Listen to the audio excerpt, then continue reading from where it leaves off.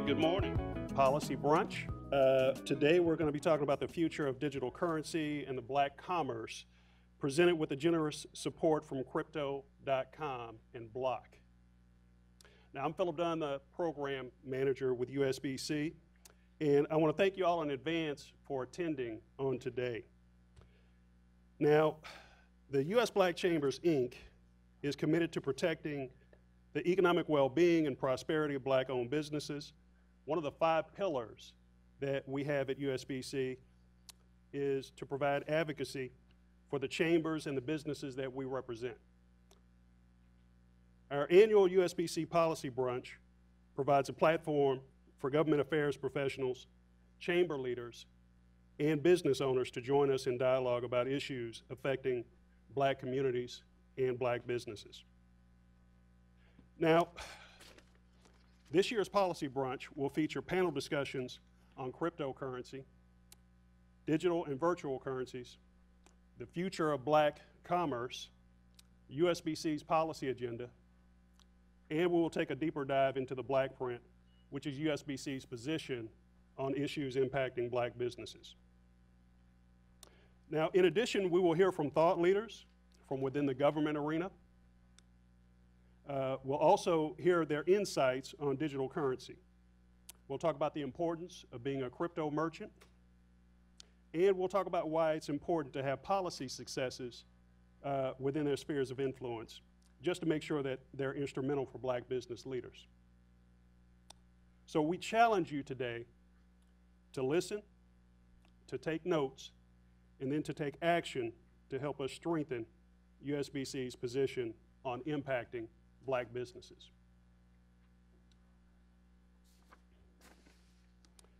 Now, before we begin with our first speaker, we would like to introduce our president, Ron Busby. Now, our next speaker, Ron Busby, he is the president and CEO of USBC. He's a tireless advocate and servant leader for black businesses and black chambers of commerce. As a former successful business owner himself, he has been recognized as one of the nation's best CEOs, and I can attest to that. Ron has grown his company, his first company, USA Super Clean, to over $15 million in annualized revenue in only 10 years, and that's quite impressive. In addition to being an entrepreneur, Ron was a former local chamber leader, serving as the chairman of the board on his way to the president of the Greater Phoenix Black Chamber of Commerce, and now presiding over USBC. Ladies and gentlemen, please help me welcome Ron Busby Sr.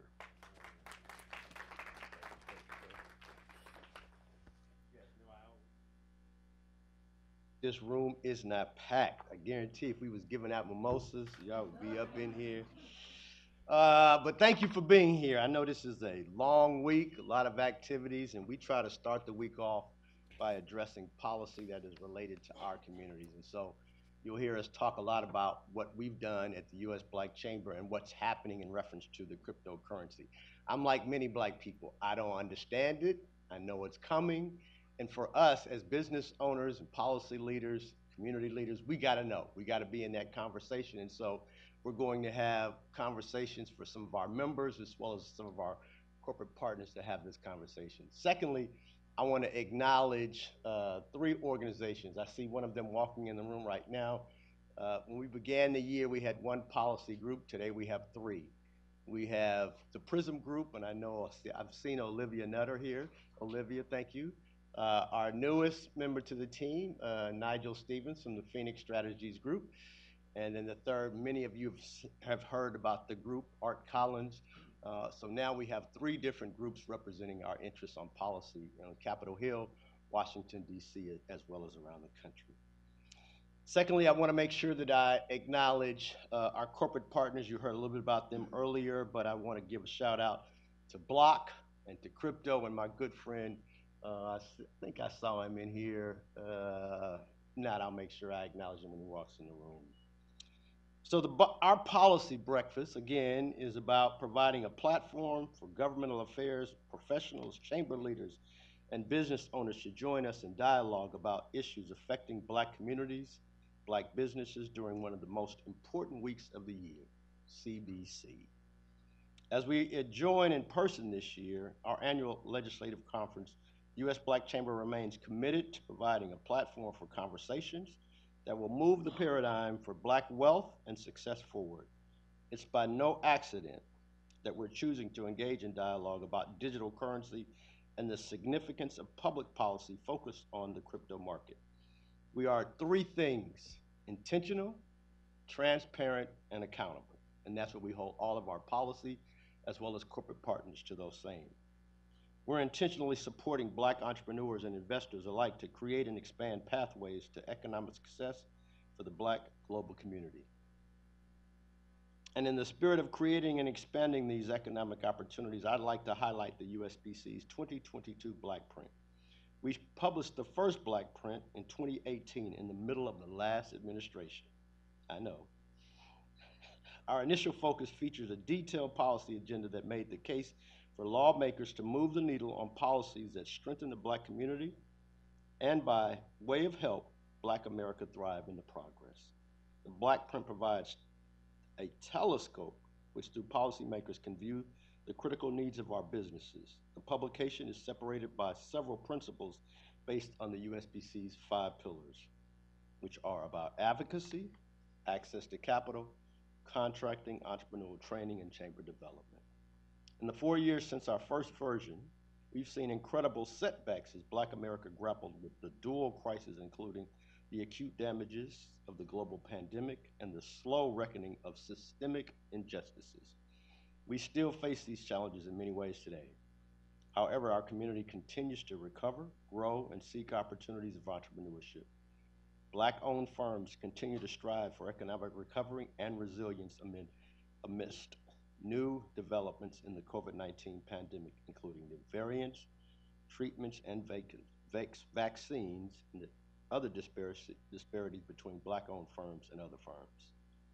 In addition to these disparities is a lack of federal aid that our business community faced during these turbulent times. We heard the number 41%, over 440,000 Black-owned businesses closed during the first 3 months of the pandemic because of policy gaps and the lack of intentionality from the federal government. And you guys have heard me talk about this in great length over the last couple of years. Our recent data makes it clear, despite unending barriers, that Black firms are resilient. So many people talked about the number of businesses closed, but they did not talk about the resiliency that we had. If you ask our businesses, which we did, we surveyed, 70% of them said that if they'd had the right information, they would never have had to close. But what you also hear is that 72% of them reopened one time, 18% opened a second time, and 10% opened a third time, which means to us, with a little bit of funding, those firms would have never had to have closed in the first place. And so access to capital is extremely important for our businesses. I'm going to skip a few, talk about the 2021 and 22 year in review, some of our successes. This morning, we're going to be joined by Stacey Plaskett from the U.S. Virgin Islands and Donald Cravens, my good friend, from the U.S. Department of Commerce, Undersecretary of the Minority Business Development Agency. We will continue into the afternoon with a full agenda of dynamic policymakers with Senator Cory Booker from New Jersey and Congressman Emanuel Clever of the 5th Congressional District of Missouri. But first, I'd like to highlight the key work that we've been able to achieve over the past year alone. As I recently mentioned, the USBC has 5 critical pillars. The first one is advocacy. Over the last year, we've made tremendous progress. I want to give a shout out to Red Butler as he walks out the back door so much for the support over the year, especially with the administration in the White House. Thank you so much. Good deal. Earlier this summer, the USBC hosted the Secretary of Transportation, Pete Buttigieg, during our national conference, where the Secretary went on record saying he will provide and make a priority the advancement of Black firms in the infrastructure contracting. We've been a critical stakeholder and partner in the Biden administration, helping to push equity in the American Rescue Plan Act, the Infrastructure and Jobs Act, and the Inflation Reduction Act, which all provided incredible relief for Black business owners and their families. We are especially proud to have worked with other leaders in the entrepreneurship advocacy space to ensure that the MBDA was made permanent as an agency for the first time in its history. We are also pleased to see that a true champion of the black businesses, Undersecretary Don Cravens Jr., has been installed as MBDA's leader. This is in something that we've advocated tirelessly to achieve, and we look forward to great work with MBDA under his leadership. The USBC has provided comment on various regulatory efforts, many of which took on our concerns into account upon release of the final rule. A few examples, and thank you again. Section 1071 of the Dodd-Frank Act requiring demographic data for small business loans. Again, there was really no information being shared with us about who was getting the loans and who weren't, which black firms were being awarded opportunities versus non-black firms. We also talked about the SBA requirements to provide past performance ratings to black contractors. Never happened before. The Community Reinvestment Act, final rule in the making, but USBC was recently asked to provide feedback to policymakers on ongoing regulations and Chairman Waters' legislation addressing banking discrimination. We maintain a close working relationship with the House and the Senate. We are called upon and trusted partners to policymakers seeking to prioritize access to capital and opportunities for black firms. Our second pillar is around access to capital, which is one of the foremost challenges impacting black business owners. You will be excited to hear that the U.S. Black Chamber is creating the first and only black-owned portal supporting our black-owned banks. Many of you know that black banks received a tremendous amount of deposits over the last year from Treasury, from corporate America, even some of the sports teams. But I've always said banks don't make money when you make deposits. Banks make money when we make loans. And so it is our effort to make sure that the black banks know black businesses. Our members are saying that they want capital. Our banks are saying they have capital. It is going to be upon the U.S. Black Chamber to create a portal that's free of charge for our members to access those lines of credit through the black banks, saving our businesses while at the same time saving our banks. Never been done before, but you will see it happen in 2023. But there are some other things that we've done. We gave out $500,000 in grants this year alone through the Community Navigator Program. And we gave out $276,000 to black businesses at our national conference. And we're continuing to fight to make sure that programs like Payroll Protection Plan take into account the needs of black-owned businesses. Contracting is our third pillar. And I'm really excited. I know I've seen some of the team here from the Buy Black group. I know Alicia, are you in the room? There you go. Thank you so much for what you're doing, because for the first time, you see, corporate America always will tell me, Ron, we'd love to do more business with black firms if we could find them. And so we've taken that barrier away from corporate America by providing a list of black-owned banks through the USBC's directory, and now through certification through the USBC Buy Black platform. You can now be certified as a black-owned business as opposed to being certified as a minority-owned business. First time ever that this country has been able to do that, and so for that we are extremely proud. We also signed an MOU with Puerto Rico. Many of you have seen what's happening, the devastation in Puerto Rico right now as we speak, but the U.S. Black Chamber before this saw the opportunity to partner with them on their contracting opportunity as well as their access to capital needs, and so we are working with them to make sure that they have resiliency and come back. We've been fighting for a long time to include legislation on the National Defense Authorization, also known as NDAA, to improve opportunities for 8A firms. It makes no sense that as a black-owned business, the largest contract you can have as a sole source award is $4 million. When they're giving out contracts in the trillions of dollars, you cannot build a bridge or a freeway or a hospital or any of these infrastructure opportunities at a maximum of $4 million. And so the U.S. Black Chamber is fighting to increase the size of the contracts as well as the amount of time that you can be in the 8A program. Currently, it's 8 years. We've extended it to 9 years, and we're looking to get that increased to 10 years. And so through our help, we'll be able to do that.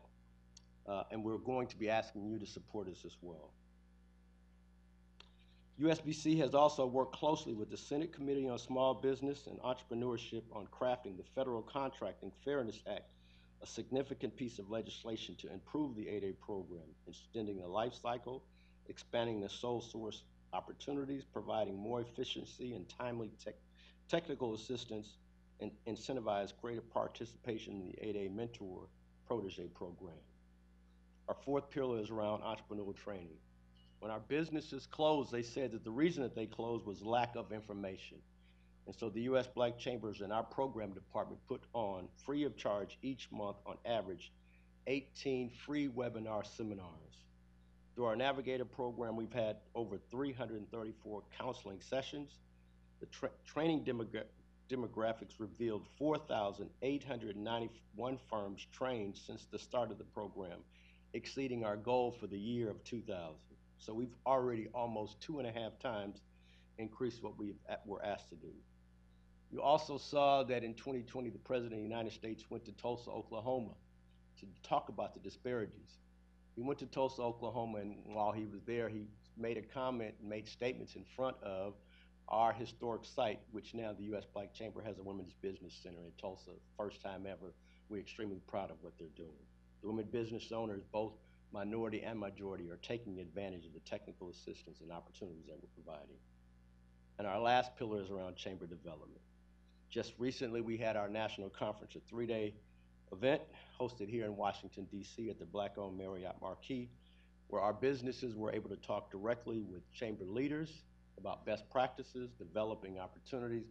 We had some of our chamber leaders like Tony Gadney visit us, and it has made a world of difference for him.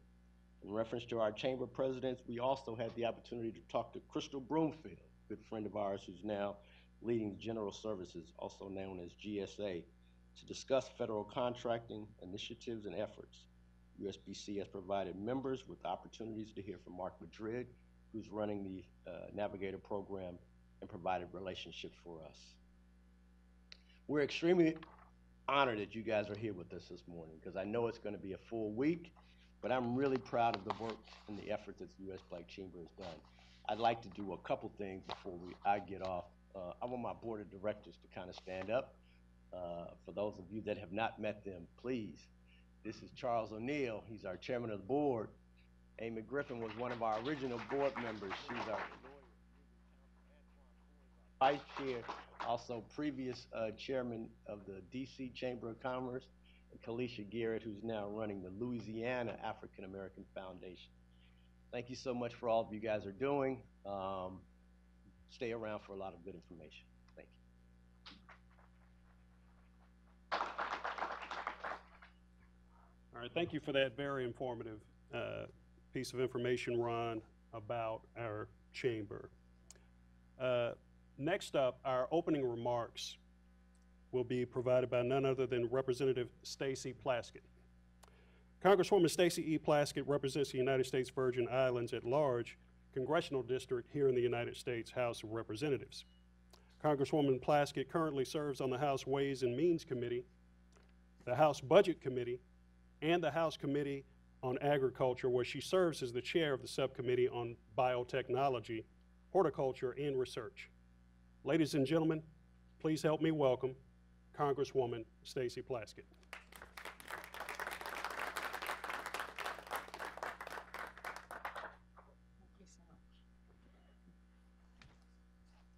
Good morning, everyone. Good morning. I'm really happy to be here with you all for this breakfast, for the U.S. Chamber Inc.'s policy breakfast. Mr. Busby, I commend your team and to the commitment that you all have made to visionary leadership and advocacy on behalf of Black economic empowerment. With your diligence, hard work, late nights and early mornings, and without that, many growing Black enterprises would certainly face a tougher road. I wanted to talk with you about some topics that my office and members of my team have been working on.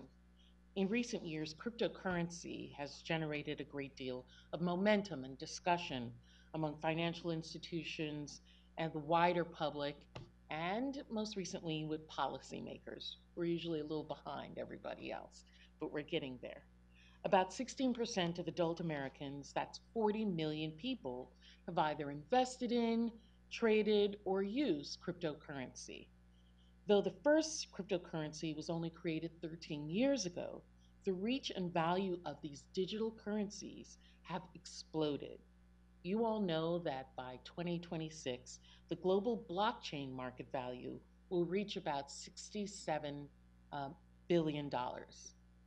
I think that's probably a small estimate, and we're going to see it exponentially grow from that.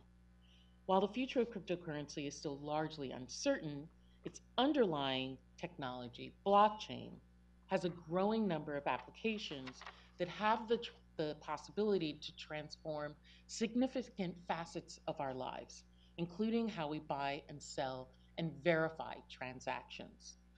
I happen to be the first woman of color to join the caucus on blockchain in Congress.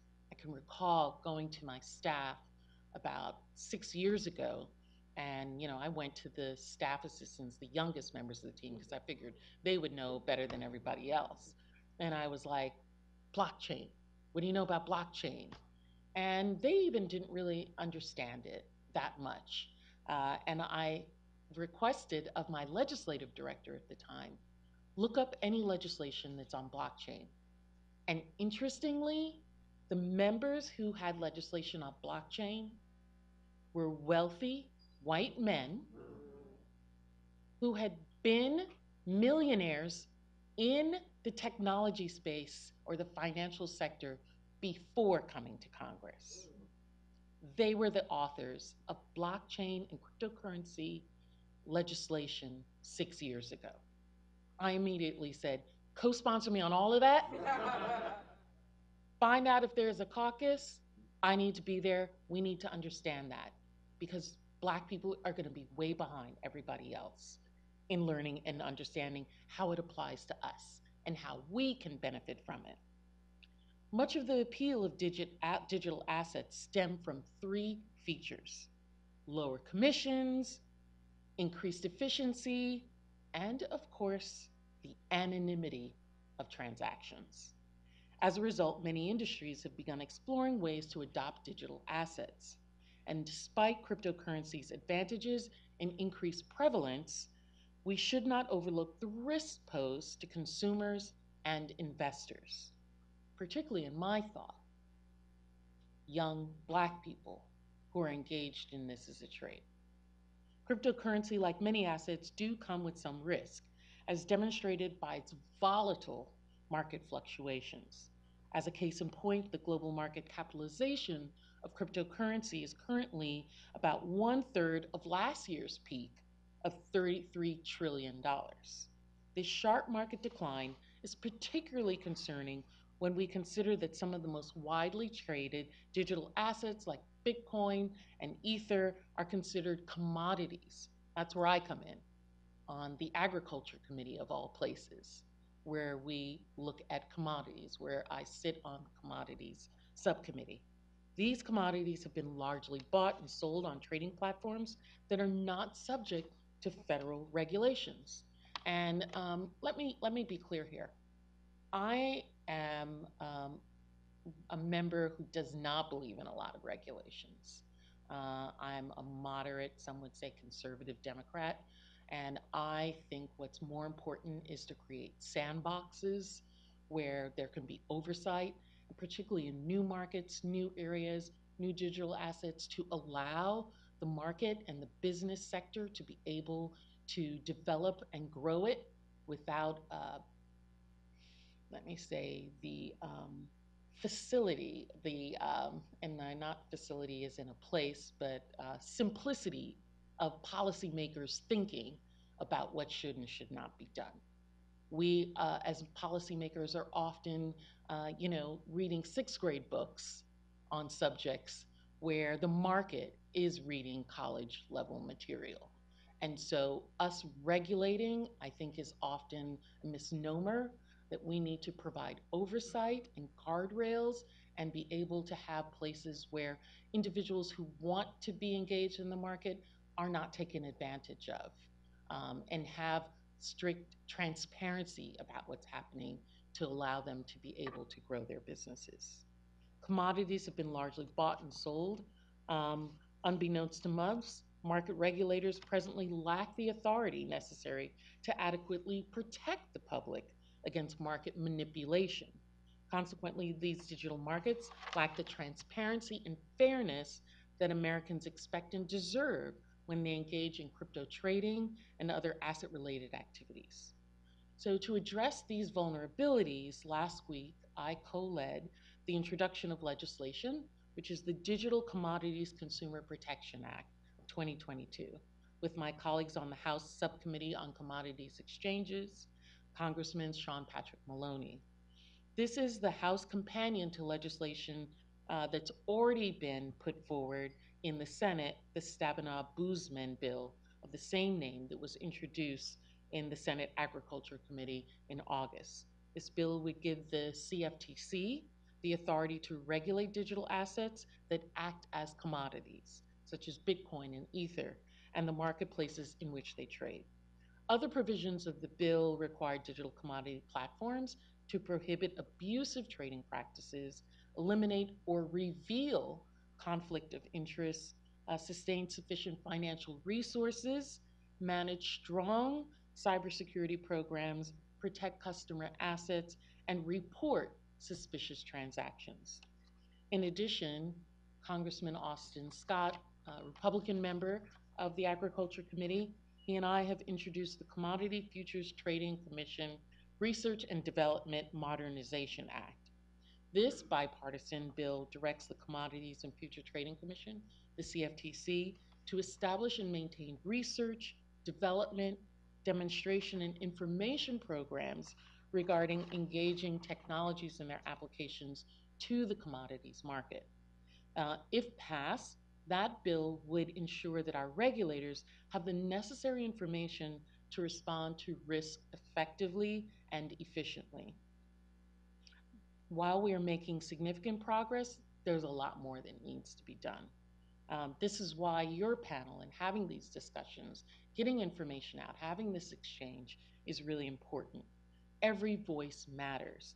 Members of Congress rely on the business sector, and particularly members like myself rely on a place like your organization to tell us what are the vulnerabilities to Black businessmen, what are the vulnerabilities to investors, to technology spaces where Black people are trying to engage in, where people of color and women are trying to step into. How are they being kept out? And how we, as members of Congress, having oversight and regulations, can make adoptions and transparencies to allow that to be taken care of. Now, that, of course, leads into knowing and recognizing the need to increase diversity in the fintech industry. Diversity within fintech is vital and essential in creating the products and services that form the modern world. Together, by supporting Black entrepreneurs, we can address the gender, cultural, and ethnic divisions that plague the financial services industry and keeps that industry from making more money. We know that innovation comes from those who have been left out. And so engaging more with people of color and Black entrepreneurs, as well as innovators and founders, will expand marketplace, particularly in the American sector. Most of the most prevalent issues for many Black investors involves funding. So glad that you talked about the banks and making loans, and the larger banks. Expecting to be worth $324 billion by 2026, the global fintech sector has continued to encumber the progress of minority-owned firms. As a result, these firms are unable to reach the next level of growth or attract the intellectual capital needed to take on competitors. In addition to the lack of startup funding, we have seen that these minority-owned firms routinely face regulatory deterrence and receive limited support. Due to those trends, several months ago, I'm pleased to be the co-chair of a new caucus, the Congressional Caucus on Black Innovation.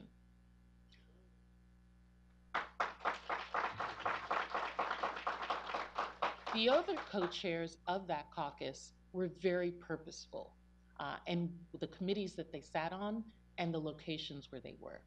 Marilyn Strickland, member of Congress from Washington State, former mayor of Tacoma, Washington, is another co-chair of the caucus. Her engagement in the tech sector was important to be one of the co-chairs. And we're happy to have our young brother, Richie Torres, who represents New York City, the South Bronx, and sits on the Financial Services Committee to also be one of the co-chairs. Together, we believe, with me being on Ways and Means, being part of the Commodities Subcommittee on Ag, that we can together really support founders, investors, as well as innovators in the space in moving forward. We've had launches. During ALC, we're going to have panel discussions engaging both investment houses, Goldman Sachs and others, venture capital funds, private equity funds, creators, to have discussions about how to increase funding and support in that sector. We know that last year in 2021 first quarter, only 1% of VC funding went to Black founders. We have got to put a stop to that. And as members of Congress, we are incredibly engaged in it. We've already had, joining our caucus after seeing the work that we're doing, Frank Pallone, who's the chair of the Energy and Commerce Committee, and Richie Neal, chair of the Ways and Means Committee, have also joined the caucus. Our next stop after ALC is to go around the country to the places where we know innovation and the money is, go where the money resides, and be able to link those together, sitting from our perch, from our bully pulpit in Congress, to be able to make changes. The goal of our caucus is to provide comprehensive understanding of the opportunities and challenges associated with leveraging innovation to further racial equity, while contributing to our nation's long-term viability and global competitiveness. America's competitiveness and our continual innovation can only happen if we're all involved. America is losing out, is the argument I've been making to my other members of Congress, by not engaging in Black founders, Black innovators, Black creators, Black money. We will be better for it. I'm really grateful to be able to talk with you all because I know you understand this. I know you all have been working in the trenches on this way before members of Congress were. And so this continual discussion is also really important. This was not necessarily in my notes, but I wanted to, of course, plug my own home, the US Virgin Islands. In 2017, we had 2 Category 5 hurricanes hit us. 2.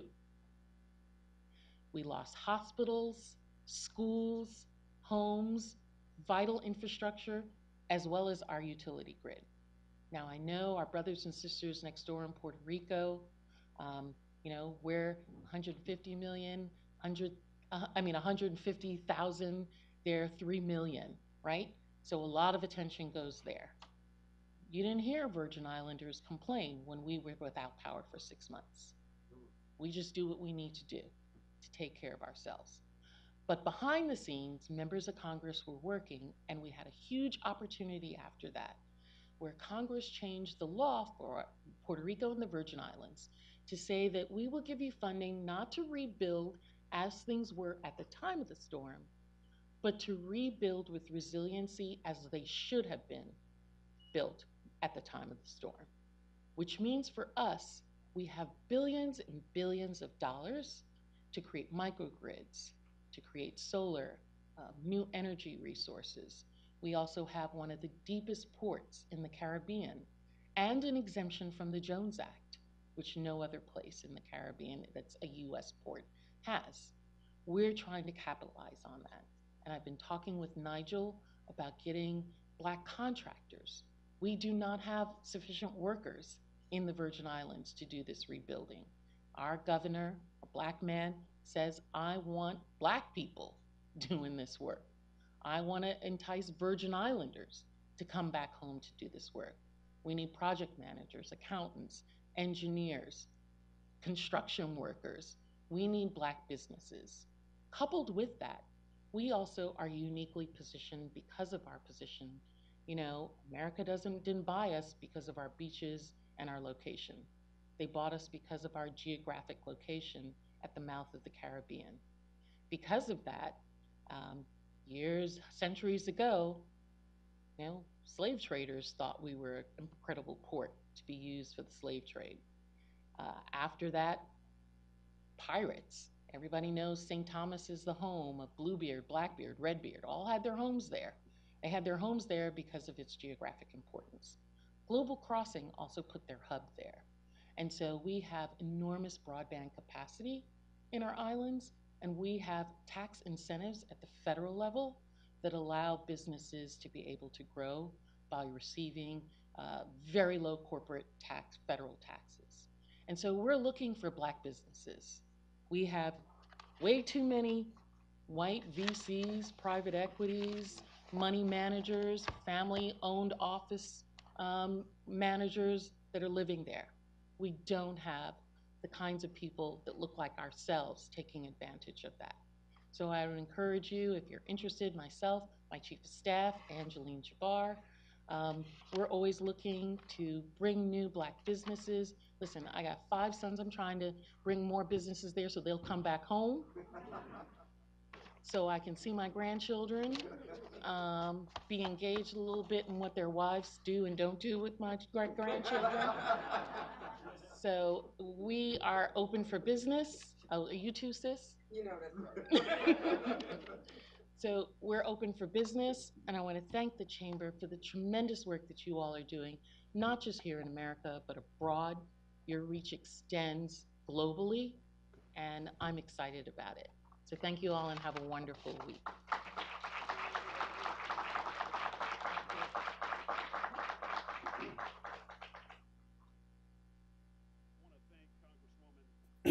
Plaskett for her remarks and for her service in advancing the interest of our community and for her bravery in protecting our democracy.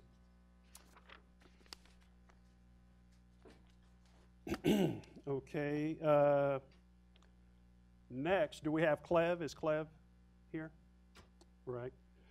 Some would say that the future of digital currency is here, and it's a lot more exciting than anyone could have ever imagined. Next, we have a very insightful and informative conversation with Cleve Mesidor. She's the Executive Director of the Blockchain Foundation on the future of digital currency. She also has an impact she feels on Black business from digital currency. Cleve Mesidor is the founder of the Clevolution, which is a blockchain consulting firm. Previously, she was an Obama presidential appointee, working as Director of Public Affairs for the U.S. Department of Commerce's Economic Development Administration. There, she was charged with promoting White House economic programs and national public-private partnerships to advance innovation and entrepreneurship. Her acumen in public policy stems from her tenure on Capitol Hill as Communications Director for U.S. Representatives Betty McCollum and Barbara Lee.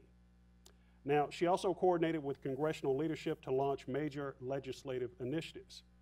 She currently hosts a podcast and launched a speaker series on blockchain at Microsoft's Fifth Avenue flagship. Cleve earned a master's degree, a Master of Arts from Howard University. She started her career in broadcasting at CNN's Washington Bureau. Ladies and gentlemen, please help me welcome Cleve Mesidor to the stage.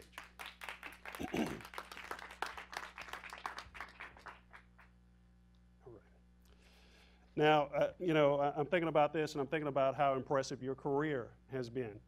But for those of us who may not be familiar with digital currency, Web3, can you tell us about some of the fundamentals? Can you tell us what is blockchain, cryptocurrency, and Web3, and then differentiate those things? Of course. Well, it's wonderful to be here. I want to thank the Black Chambers for convening this and for having this important conversation. I was thrilled to see Congresswoman Plaskett speak. She has been an early supporter and actually the first Black woman, the first CBC member on the Congressional Black Caucus. In 2019, I organized a delegation of women of color in blockchain to Washington, women from all over the country, and she was there in 2019 to receive us and support us. So I want to thank her for her leadership. And I want to acknowledge Kevin Harris, who could not be here from Yes. Crypto.com. He's in Florida and bracing for the storm. So before we open up the conversation, what is blockchain? What is cryptocurrency? What is Web3? So let's start with blockchain. Think of blockchain as technology that securely verifies information, facilitates the exchange of value without third parties. Let's go over that again. Blockchain is technology that securely verifies information. That is the distributed ledger you hear about. Facilitates the exchange of value. That's cryptocurrencies. Without third parties, that is decentralization. Now, cryptocurrencies, think of them as the light, beautiful and bright. So many different types of light, right? So that's Bitcoin, Ethereum, Litecoin, XRP, and all the others. What powers them, what powers the light is electricity, right? Similarly, if we think of that analogy, blockchain is what powers cryptocurrencies, right? Just as electricity powers light, blockchain powers cryptocurrencies. Now imagine what a waste it would be if all we did with electricity was light. Now imagine all of the things we do with electricity that we don't even know about. That is the beauty of blockchain. That's why it's beyond a currency. That's why it's beyond, what's happening in finance or what's happening in Silicon Valley. Right? I love to say that crypto is owned by everyone and no one at the same time. Now, what is Web3? Right? So we just talked about blockchain, we just talked about cryptocurrency. Web3 is the third iteration of the web, right? We are right now in Web 2, right? Web 2 is where the web is very popular, right? The internet connects us globally. Most of you have 70-year-old relatives who use WhatsApp to spam you, but don't even know how to use the internet, right? So Web 3 is reimagining a better internet, right? Right now, we know globally people rely on the internet. So for Web 3, it is, what is that next iteration of the web where we can solve some of the problems? Data breaches, identity, stolen identity, spam, bots, all of these problems. How can we use machine learning, blockchain, smart contracts specifically? How can we actually facilitate more immersive experiences, the peer-to-peer experiences, so you're actually having authentic conversations? How can we enable microtransactions? So Web3 is imagining a much more effective web that meets your needs, where there is not one central power like a Mark Zuckerberg that controls it, where no one sells your data, it is up to you. So as you can see, that is something that will take time, right? And that includes more than blockchain. It includes machine learning and artificial intelligence. But what you hear about most of the time with Web3 is a lot of hype, right? A lot of people talk about, oh my God, the metaverse. Well, you know what? If we did the metaverse as they describe it today, most of you would be left behind. So that's why you'll never hear me talk about the metaverse. Right now, what they're talking about is a country club for wealthy people and large brands. But a true metaverse is possible a decade from now if we actually take the time to do the steps, right? So if we look at it this way, one great thing to think about is these conversations, this room, whether there was 5 of you or 500 of you in this room, I'd be excited. Because in the 1990s, when we debated the internet, we didn't have these conversations. We didn't talk about inclusion, accessibility.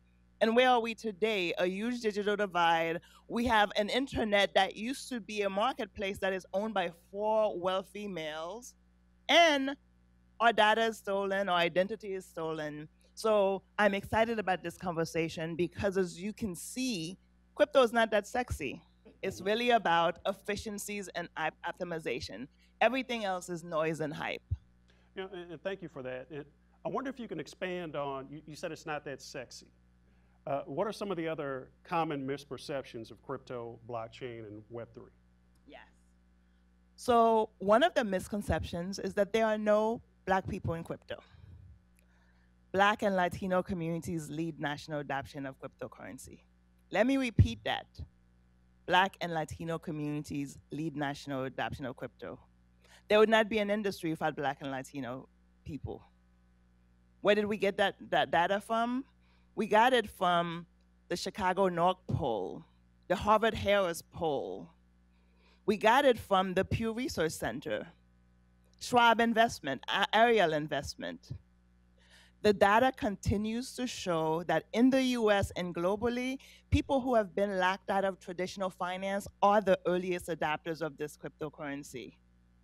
So while you may be sitting here thinking, well, I don't know it, the people I know don't know it, that's because you're part of a special class of people. But the people in your congressional district, the people back home, they own cryptocurrencies. They're holding cryptocurrencies.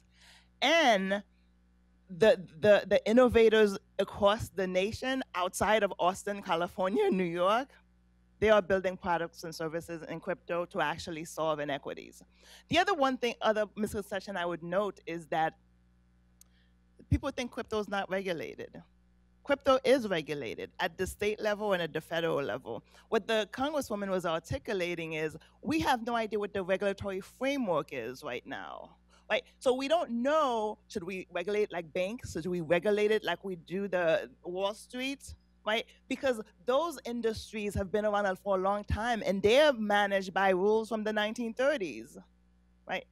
So how can we apply those rules to a new financial instrument, a new marketplace, a new solutions and tools that's going to impact our future?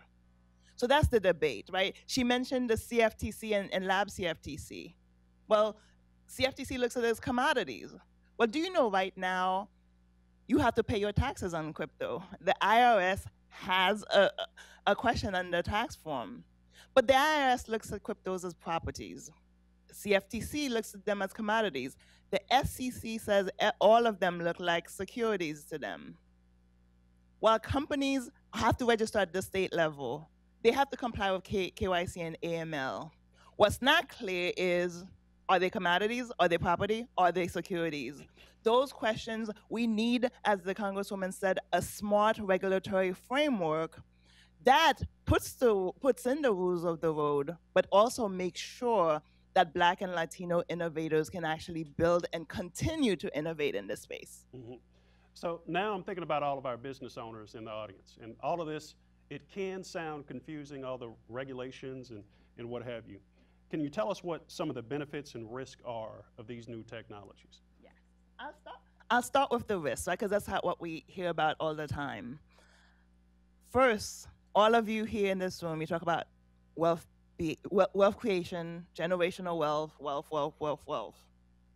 newsflash, you can't build wealth without risks. And obviously, it should be pragmatic risks. We should take calculated risks.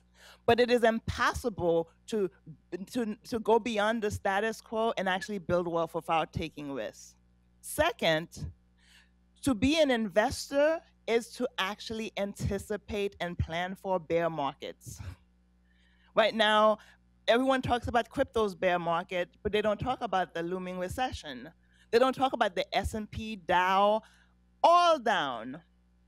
So obviously there's risk because we want our communities not just to survive, but to thrive.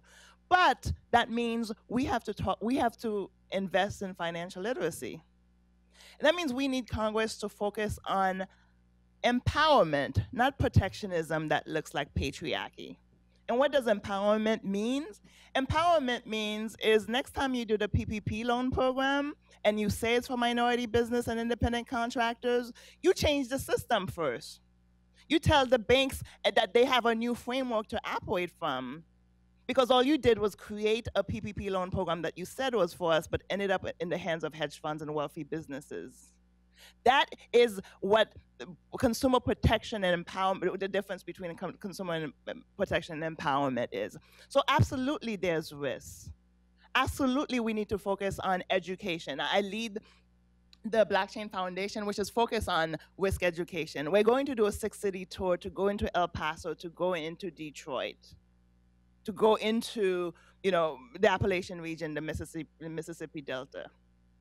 So yes, there's risk. Yes, we need to educate yourselves. And I would say the other biggest risk is FOMO. Oh my God. Yeah. This is the starting line. No one has missed anything. Right now, people are like, oh my God, the price of Bitcoin. Fractionalization means you can buy $5 of Bitcoin. Our sponsors are Black and Crypto.com. On both of them, you could buy Bitcoin for $5. You haven't missed out. Do not listen to the noise and the hype, because the noise and the hype also tell you that crypto is a space for and by white males. And I've just told you the data doesn't show that. The hype tells you you need to buy as much as possible. That is not true. The hype tells you you've already missed out. That is not true either. We are at the starting line. We don't know what this is going to be yet. And each of you, the great thing about decentralization is ownership. Whether you're homeless or you're a millionaire, you can build on cryptocurrency. You can build on blockchain. You can leverage Web3. Wow, it's very encouraging, because I felt like I missed out on a blockchain, so I'll definitely be investing a little bit more. Now, I want to go a little bit further.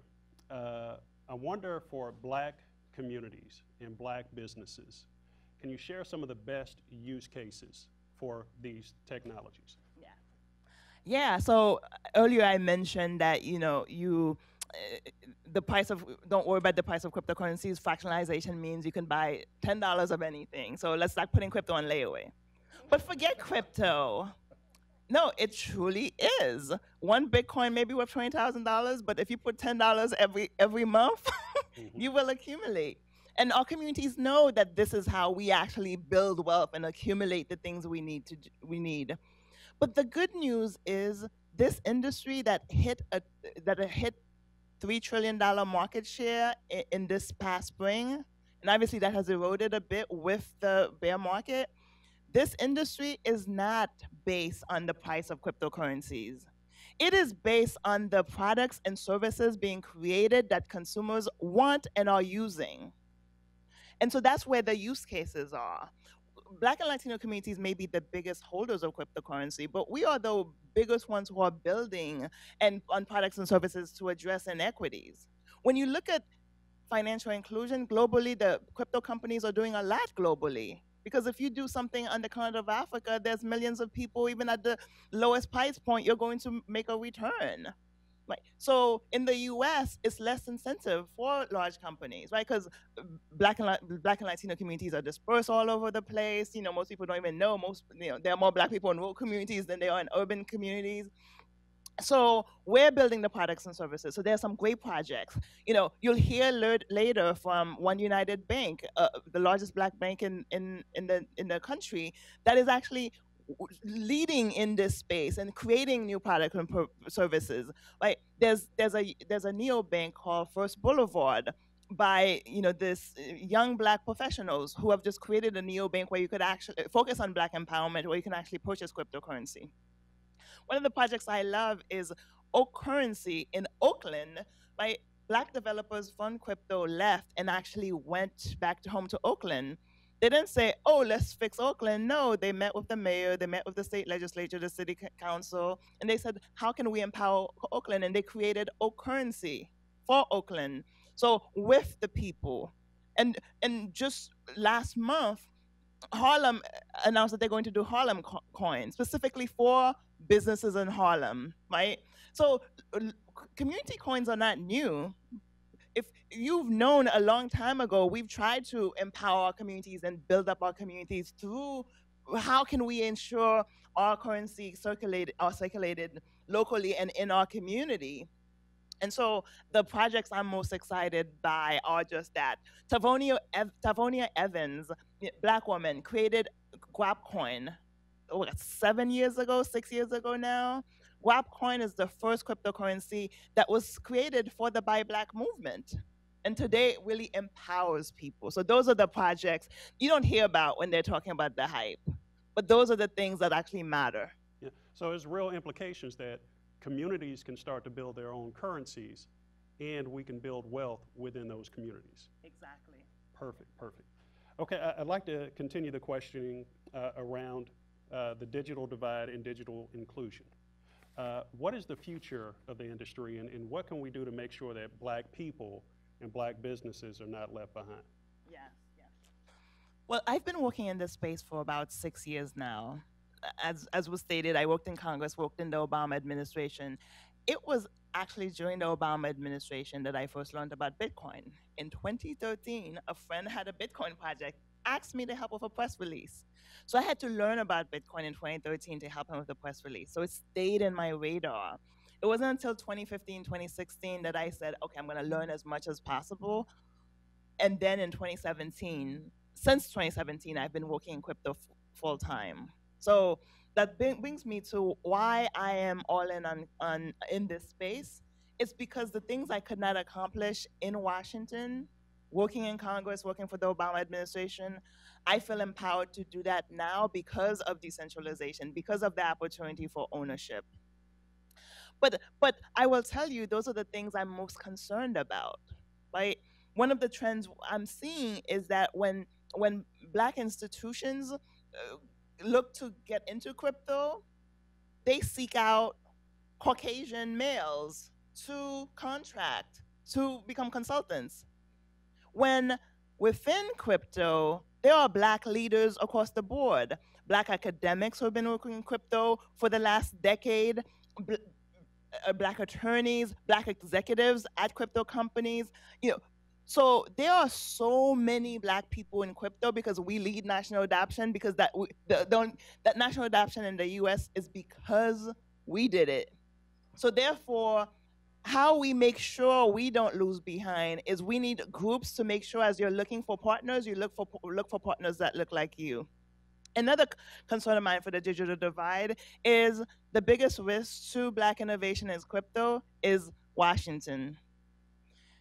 Right now, Congress prefers to talk about financial inclusion with wealthy white executives instead of Black leaders in crypto. It's not that they don't know we're here. I bring a delegation of people of color building in crypto all the time. We've been making sure they know who they are. The old adage is you bring the executives to the table, you talk about inclusion, you talk about diversity.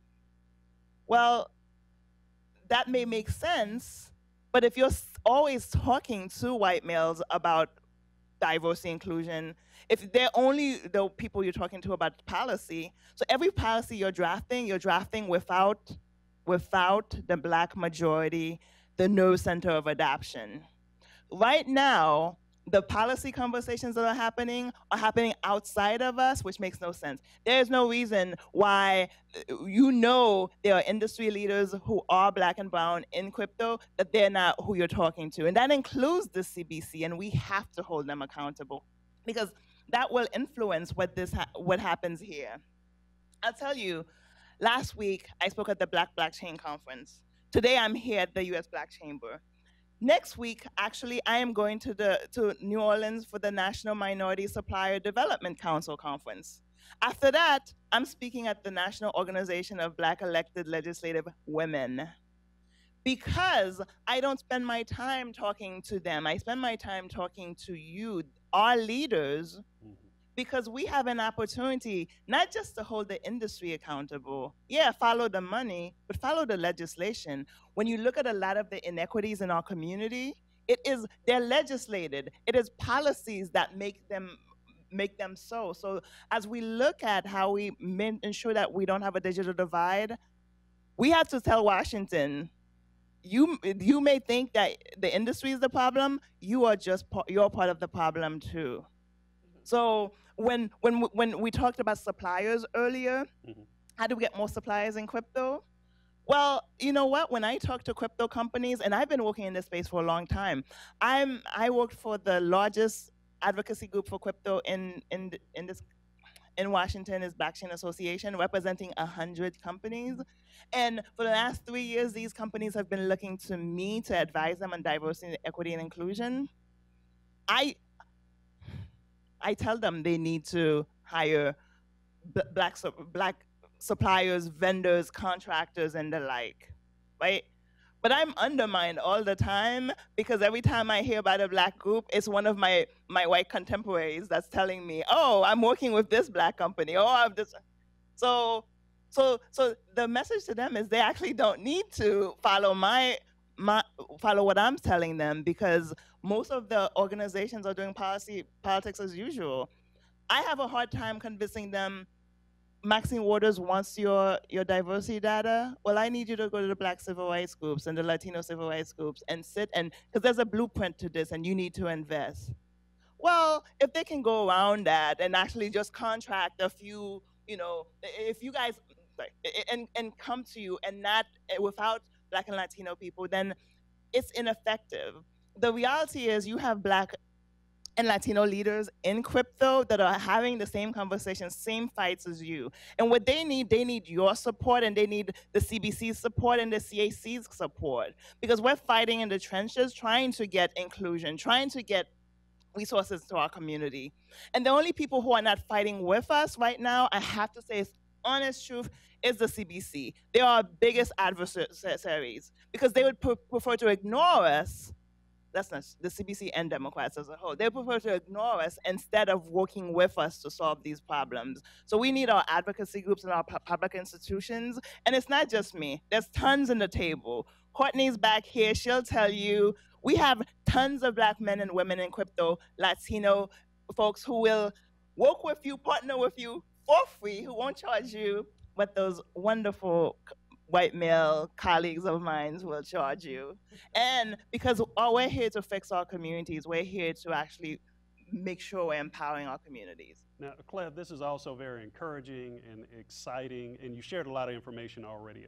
Is there any final parting thoughts that you'd like to share with this audience? Yes. So, yes, the space is absolutely complicated. It requires for you to have a different understanding of money, a different way of thinking about money. But that's only if you compare it with the traditional financial system. Who has been locked out? It's not just the unbanked. It's all of us here, Black professionals in the middle class. We know wealth managers don't care about our money no matter how many millions we make. Banks still do give us the subprime loans, right? So we are the ones that have been locked out, and we have to realize that we've been operating on an alternative financial system for decades. We've gotten by. So when you compare the crypto and the alternative financial system that we've been operating on, it looks exactly the same.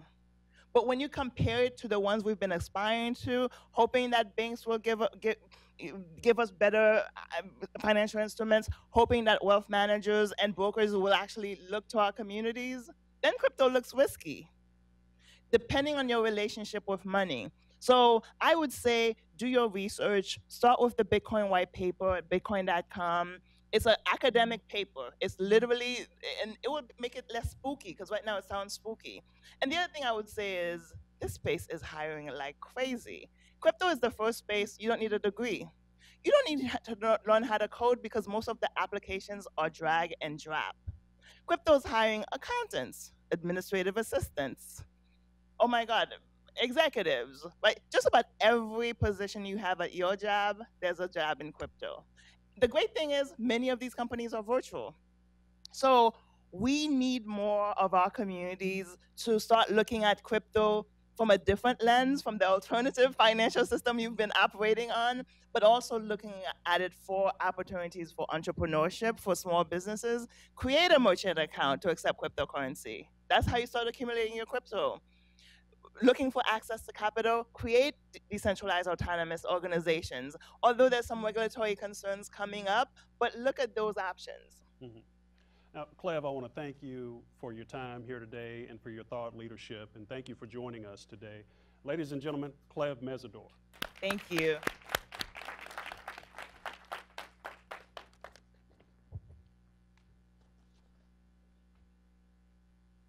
All right, now what a great way to kick off CBC Week. I would think that you all are really enjoying this information that we are being presented with today. Now, what I want to do is take a quick moment to thank our sponsors for today's Policy Brunch. I want to thank individually Crypto.com. I want to thank Block, and I want to thank NCTA for this beautiful venue that we're at today. And I also want to thank one of our very important partners, Caesars Entertainment, for their support of USBC. Now, next I want to make sure that each of you go out and you register for the Buy Black Conference. It's going to be taking place next month at the MGM National Harbor, October 19th through the 21st. So you want to make sure that you get your tickets early. It's going to be a really, really good event. Now you can purchase your tickets at www.buyblackcon.com. Now next we'll turn our attention to the MBDA. And leading this conversation is USBC President Ron Busby Sr. He will introduce our very special guest, Donald Cravens Jr., who is the Undersecretary of Commerce at the MBDA. Ladies and gentlemen, Ron Busby Sr. I had talking points that were written out, and I said, I don't even want to see those. I have the opportunity to introduce a very good friend of mine. When I first moved to Washington, D.C., we didn't have any relationships here.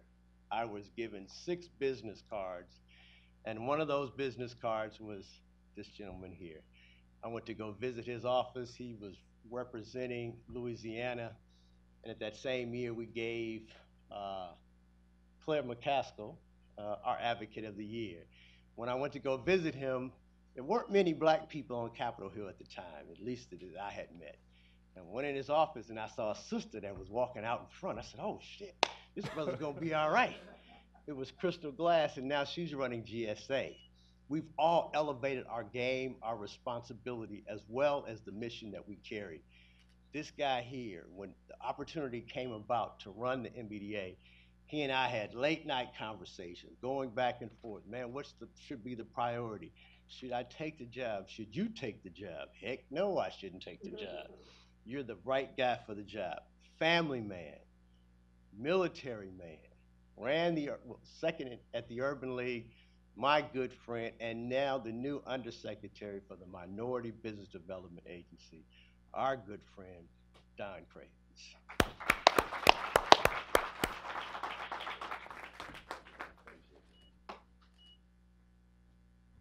Good morning. Good morning. How's everybody this morning? Good. Good to see you. You picked a beautiful venue. I've been here many times in the past. You hear me okay with like this? Yeah.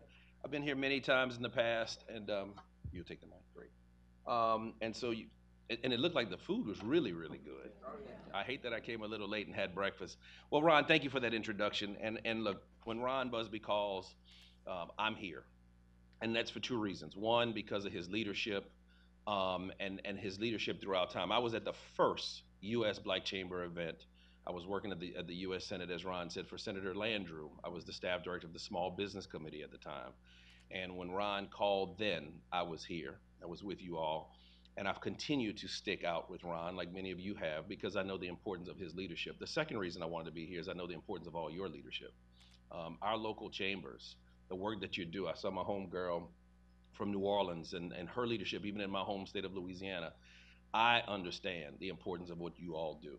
The Minority Business Development Agency, which I'm going to talk a little bit about today, this is only my 2nd or 3rd event in my new role. And so I'm honored to be here early on in my tenure to tell you about my plans and what I'm thinking 3 weeks in.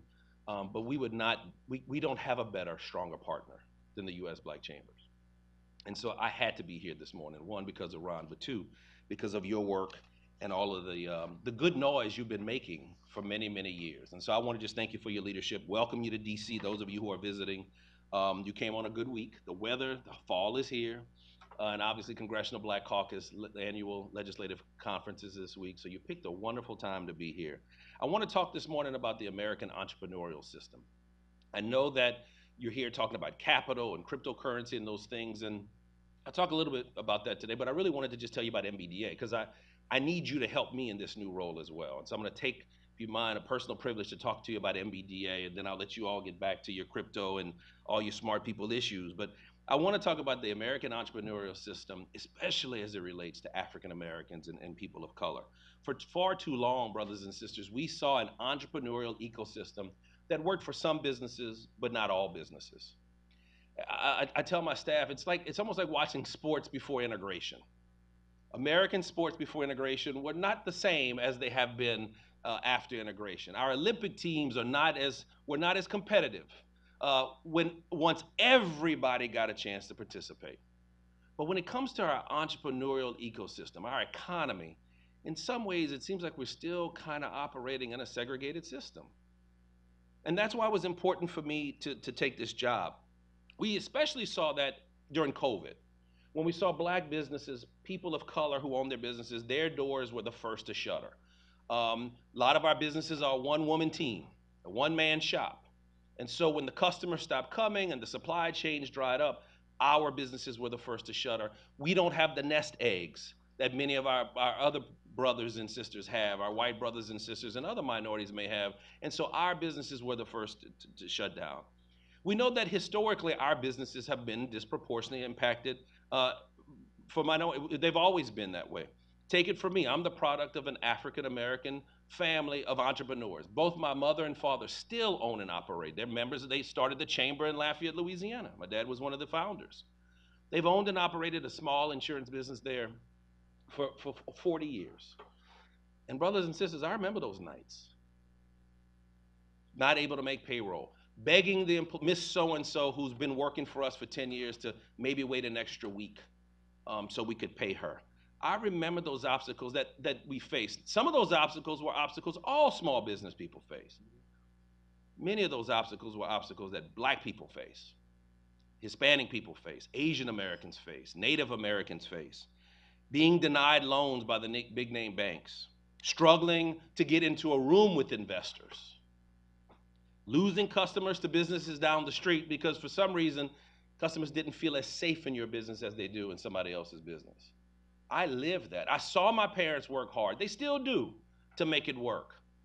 The fact that they were able to make it work and support me and my brother and my sister and send us to college and graduate school, it did teach me a valuable lesson, that there was some benefit to their struggle. That if you can make it, there is a dream, that American dream in the entrepreneurial ecosystem here in America, and that it can work for all people if given an opportunity and given equity in the system. To me, that is what defines an entrepreneur.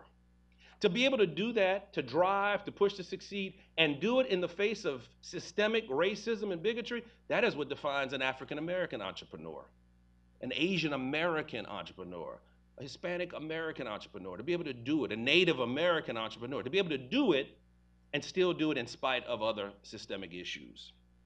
That is what, why I wanted this job. That is why I wanted to be the first undersecretary of Minority Business Development. Because for 53 years, as you know, there was an MBDA, but it was a temporary agency. It was created in 1969 by President Nixon. The men and women at MBDA for 53 years had to wonder each and every day whether or not they would have a job the next day. The next administration, would we receive funding?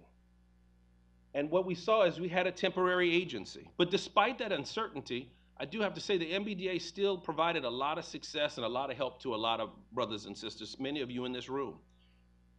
As a temporary agency, in 2021, MBDA served 2,888 Black or African American clients. African American owned businesses secured over $2 billion in contracts from help from the MBDA and $163 million in capital, resulting in 7,800 jobs created or retained.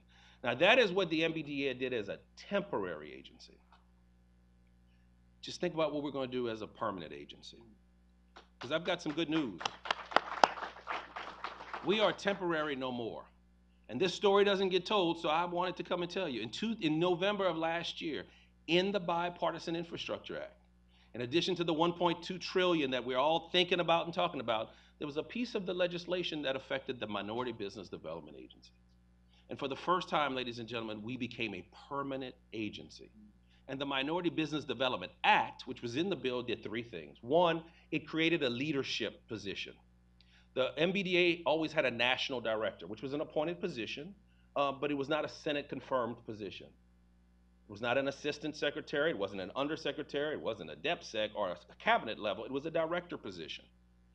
In this bill, thanks to both Republicans and Democrats, there was an undersecretary position created. Now, what does undersecretary mean? Well, it puts me on the same position as the person who runs the census, the person who runs the USPTO, the Patent and Trademark Office at the department, the gentleman who runs NOAA, the National Oceanic Atmospheric Administration. I'm on the same level with those individuals in the Department of Commerce.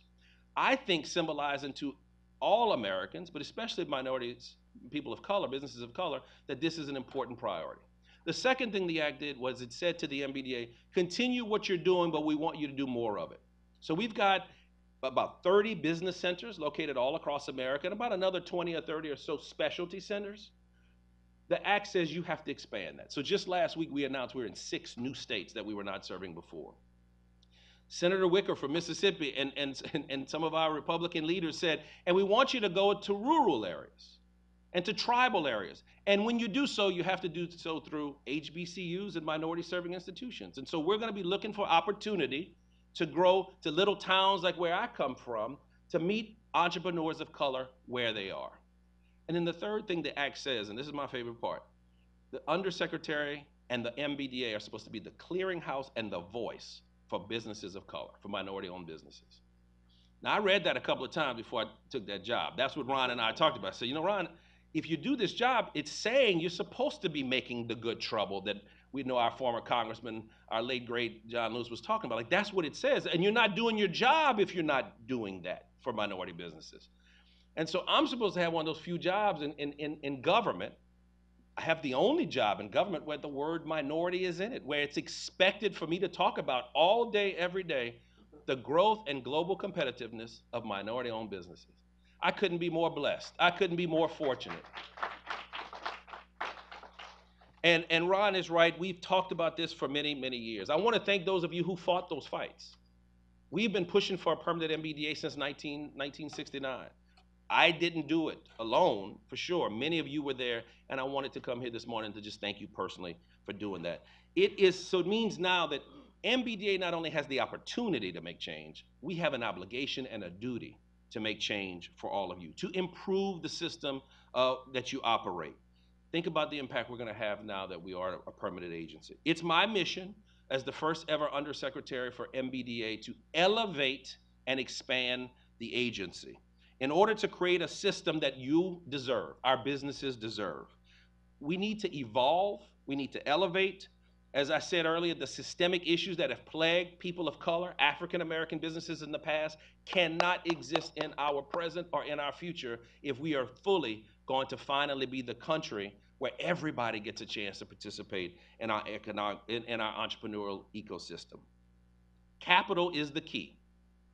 And I know you are talking about capital today. And Ron Busby talks about capital all the time. I get it. I hear it. I know it. I grew up in it. Capital, access to capital is the key. Access to contracts is great. If you ain't got no money, you can't do the work. Access to networks is great, but if you don't have the money, then you can't be a part of the network. Access to capital is key. We're doing our part. We did 160 to help African-American owned businesses secure 163 million in capital last year, but we can do better. We can do better. Black entrepreneurs still start their businesses with $35,000 of capital, while non-minority entrepreneurs begin with over $100,000 of capital. When you're already starting with less money in the bank, as many entrepreneurs of color are, especially African Americans, it's harder for you to budget. It's harder for you to grow. It's harder for you to be successful. So brothers and sisters, I just leave you with, you know, systemic change doesn't happen overnight. It's hard. It's hard work. Sometimes it takes years. Sometimes it even takes decades. But I want you to know, thanks to your efforts and your support, Ron, you and all of the chamber leaders, MBDA now is going to be here for the long haul. And we're going to work hard every day to implement lasting changes. It's the only way we're truly going to give every American, every business owner, an opportunity, the tools and the resources they need to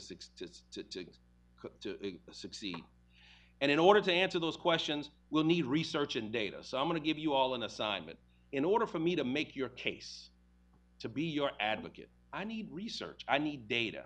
I need information that I can take to Capitol Hill or that I can take to the administration, and I can say, these are the situations that our businesses are facing. These are the issues they're dealing with. This is the data. Here's the percentage. Here are the numbers. I need you to do that. I know you're doing that. That's what this roundtable discussion is. collect that data, give it to us at MBDA. Please share it with us so we can elevate it and we can be that clearinghouse for data as it relates to all minority businesses, but specifically our business, African American businesses. You have to have your data. Not all minority businesses face the same challenges. Not all regions face the same challenges. And so we have to be very intentional in our research, very intentional. To make this happen, we're going to need strong partners, such as the U.S. Black Chambers, Inc., whose drive is aligned with ours at MBDA. The U.S. Black Chamber, Ron Busby, all of you local chamber leaders, you know what it takes to be meaningful, intentional, and so we need you to help us fight. We want an economy where a black woman won't have to work twice as hard in less time to stand out in a room full of investors, where a bank won't deny a loan to a Hispanic-owned business with the exact same specs as the non-minority owned business approved for a loan just hours earlier, where an Asian American owned business, Asian American owned restaurant isn't closed faster than the burger joint down the street because the customer doesn't understand that the best way to prevent COVID is to wash your hands, not attack an Asian owned business. We want an economy where a young couple from rural Louisiana can be successful, can open a business without sacrificing all of their savings and all of their credit. This is our opportunity, brothers and sisters, ladies and gentlemen. It's a bold mission. I'm ready for it. I hope you are as well. It's not gonna always be easy, and it's never easy. But we're gonna get the job done because it's what the American people deserve. Help is no longer just on the way. Help is here. So thank you, Mr. President. Thank you, brothers and sisters. I wish you the best. We're here for you. Stay in touch with MBDA. Let us know what we can do to be more helpful. Thank you.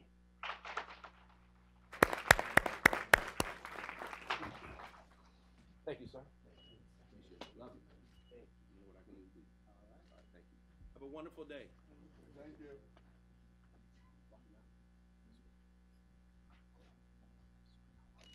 Intentionality, transparency, and accountability. Those are the things that we have called for. Don Craven's Minority Business Development Agency has heard our call, and I think he has stepped up to the challenge. When we began this organization, this journey, we had a previous chairman called Aubrey Stone.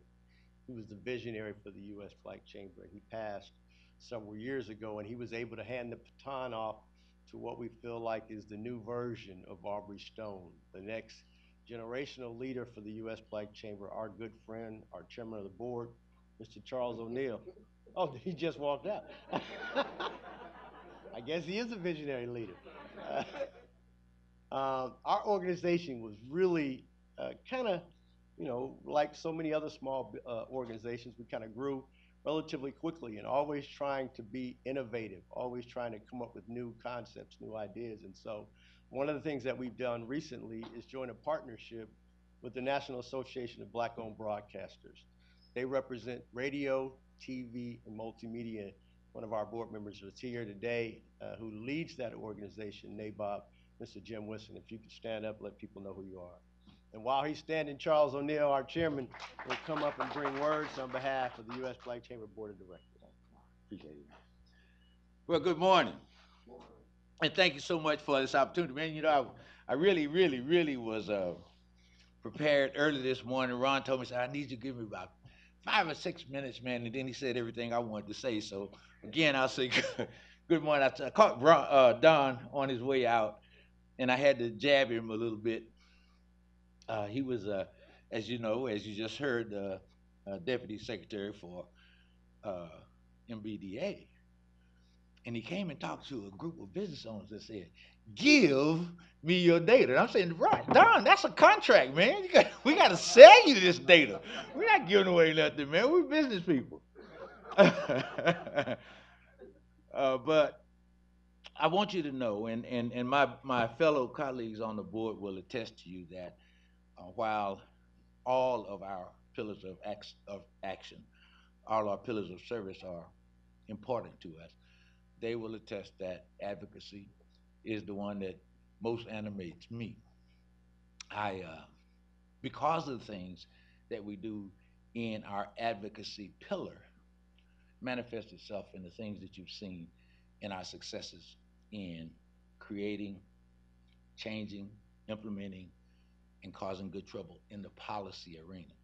So the success that we've seen in the creation of a full agency at MBDA, the things we've seen in Quick Pay, the things we've seen in the Community Navigator Pilot Program, things we've seen in the creation of a Women Business Center in Oklahoma and one on the way in South Carolina as a result of advocacy. The input we get from local chambers across the country, over 150 of them in 42 states, again, underscores the way we're able to activate our advocacy agenda, and that translates into interactions like we heard from Representative Plaskett from the U.S. Virgin Islands.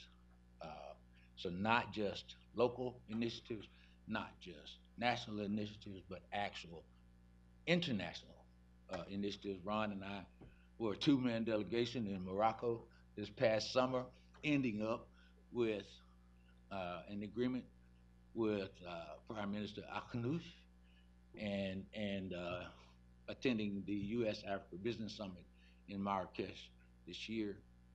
That again bookends Ron and Stoney's foray into South Africa about 5 or 6 years ago, and now we have overtures from Kenya in East Africa and Ghana on the west coast of Africa to put down the USBC footprint. That's not because of something that Charles O'Neill does or something that Ron Busby does individually, but because of the collective energy of all of us and our advocacy strategy. So I don't think that we can do more without more of us. And so the activity of adding NABOB, because communications is so critical to what we do as an organization, expanding our voice, multiplying our voice, making folk, not just here in DC, not just in Oakland, California, but down in Texas where I live and up all the way to the border in Canada, making them understand how critical the role of Black Chambers of Commerce is, that will make us be even more successful than what you've seen and witnessed today. Thank you again for your ongoing support for the work we do. Thank you, Ron, for the opportunity to join with our guests this morning. If there's anything that we can do to assist you going forward, all you got to do is send up a flare. Thank you so much.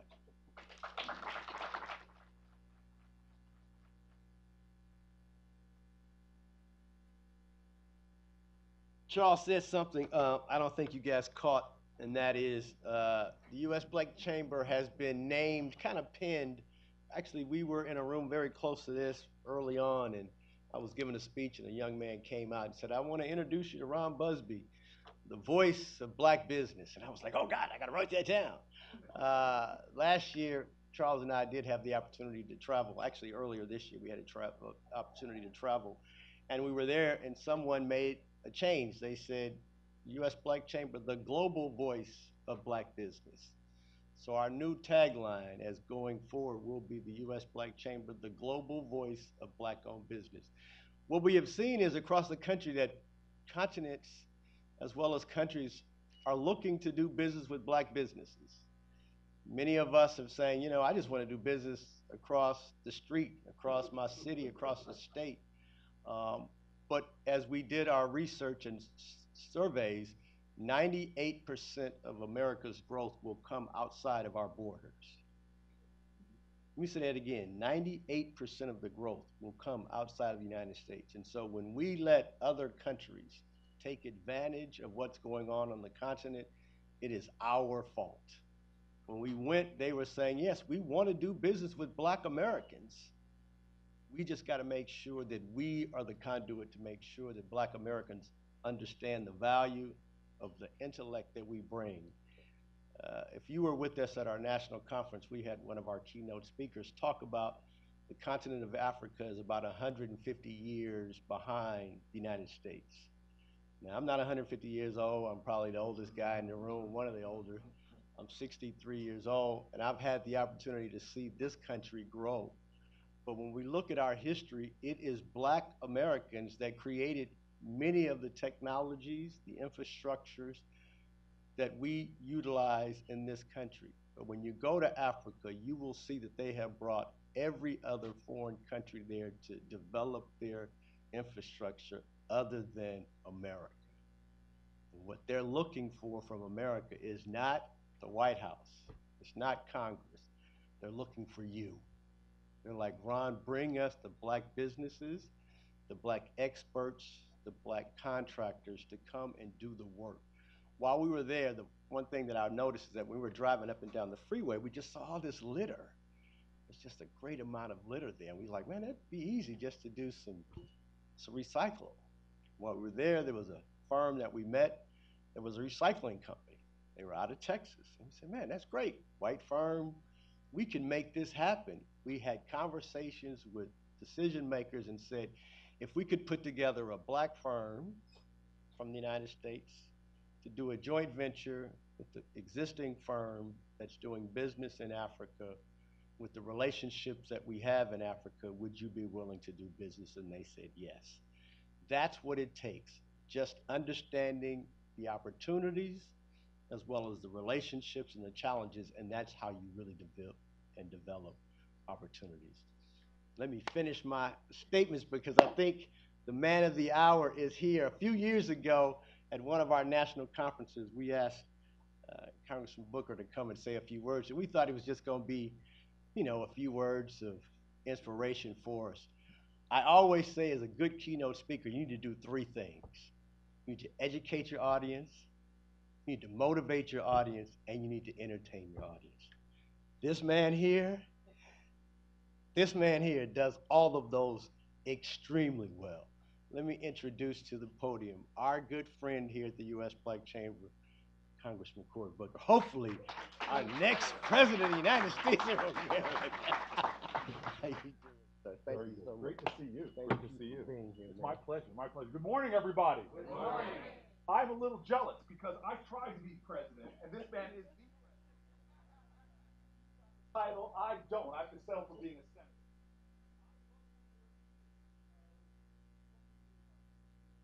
Kind of expression of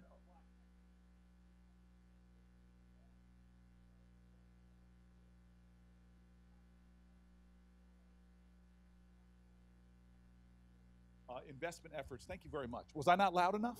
That we weren't going to be successful. This group is in many ways the legacy of groups like that Booker T. Washington formed, the first ever national black business organization.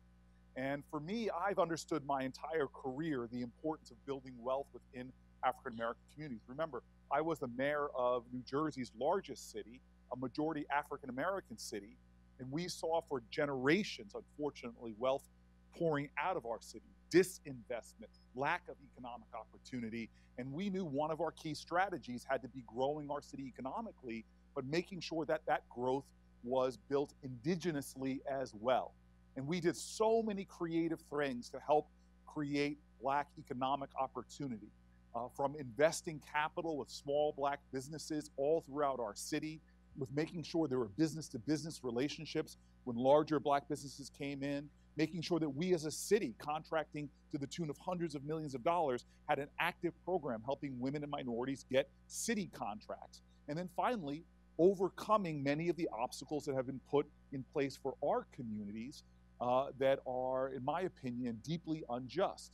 Like the fact that there's no difference in America between blacks and whites for using drugs or selling drugs, but blacks disproportionately have criminal records. So we did a big effort to try to make sure that people who were formerly incarcerated or who had criminal convictions for doing things that past presidents, senators, and House members have admitted to doing could still access capital. Now, everything old is new again. I feel like when I became a senator, I'm focusing on those same things. Now, let's understand, in America, we've had about 2,000 senators in the history of our country. Only 11 of them have been black. I'm the fourth one that was popularly elected as a United States Senator. The one right before me who was elected, a funny name, I can't remember. But I understood that when I came here, my unique lived experience was going to give me the opportunity to call questions that just weren't being called. Like, I got right here and found out immediately that the wealth creation that government actually often does was not being shared equitably or in any way equal access to opportunity. I asked the question, who's running our pensions? You know, hundreds of billions of dollars. This is how millionaires are created. And when you have Texas to New York having emerging manager programs for women and minority businesses, who actually get better returns according to studies done by Barclays and PNC. Here in the United States of America, our biggest pensions, not $1 was being managed by someone of color or a women-run organization. There is tremendous opportunity if we create an equality of access, have equity as our vision. And what I've been trying to do in my short 9 years in the Senate, that's short in Senate years, I've been trying to do everything I can to look at every possible opportunity to create more wealth for more people. Understanding that wealth in the Black community doesn't stay within the Black community, it has a multiplier effect for our nation. And so what a lot of the issues that have been coming up have been, for me in these last few years, just been focused on common sense things. We take the pandemic, for example. We saw that the majority of Black businesses actually aren't banked. And so when we started the programs like EIDL and PPP, Black businesses were not getting their fair share and suffering in many ways greater risks for closing and never opening again after the pandemic. And so me and some of my partners like Mark Warner stepped in to make sure that minority development associations, MDAs, and other organizations that focused on giving loans and connecting people with loans were in play.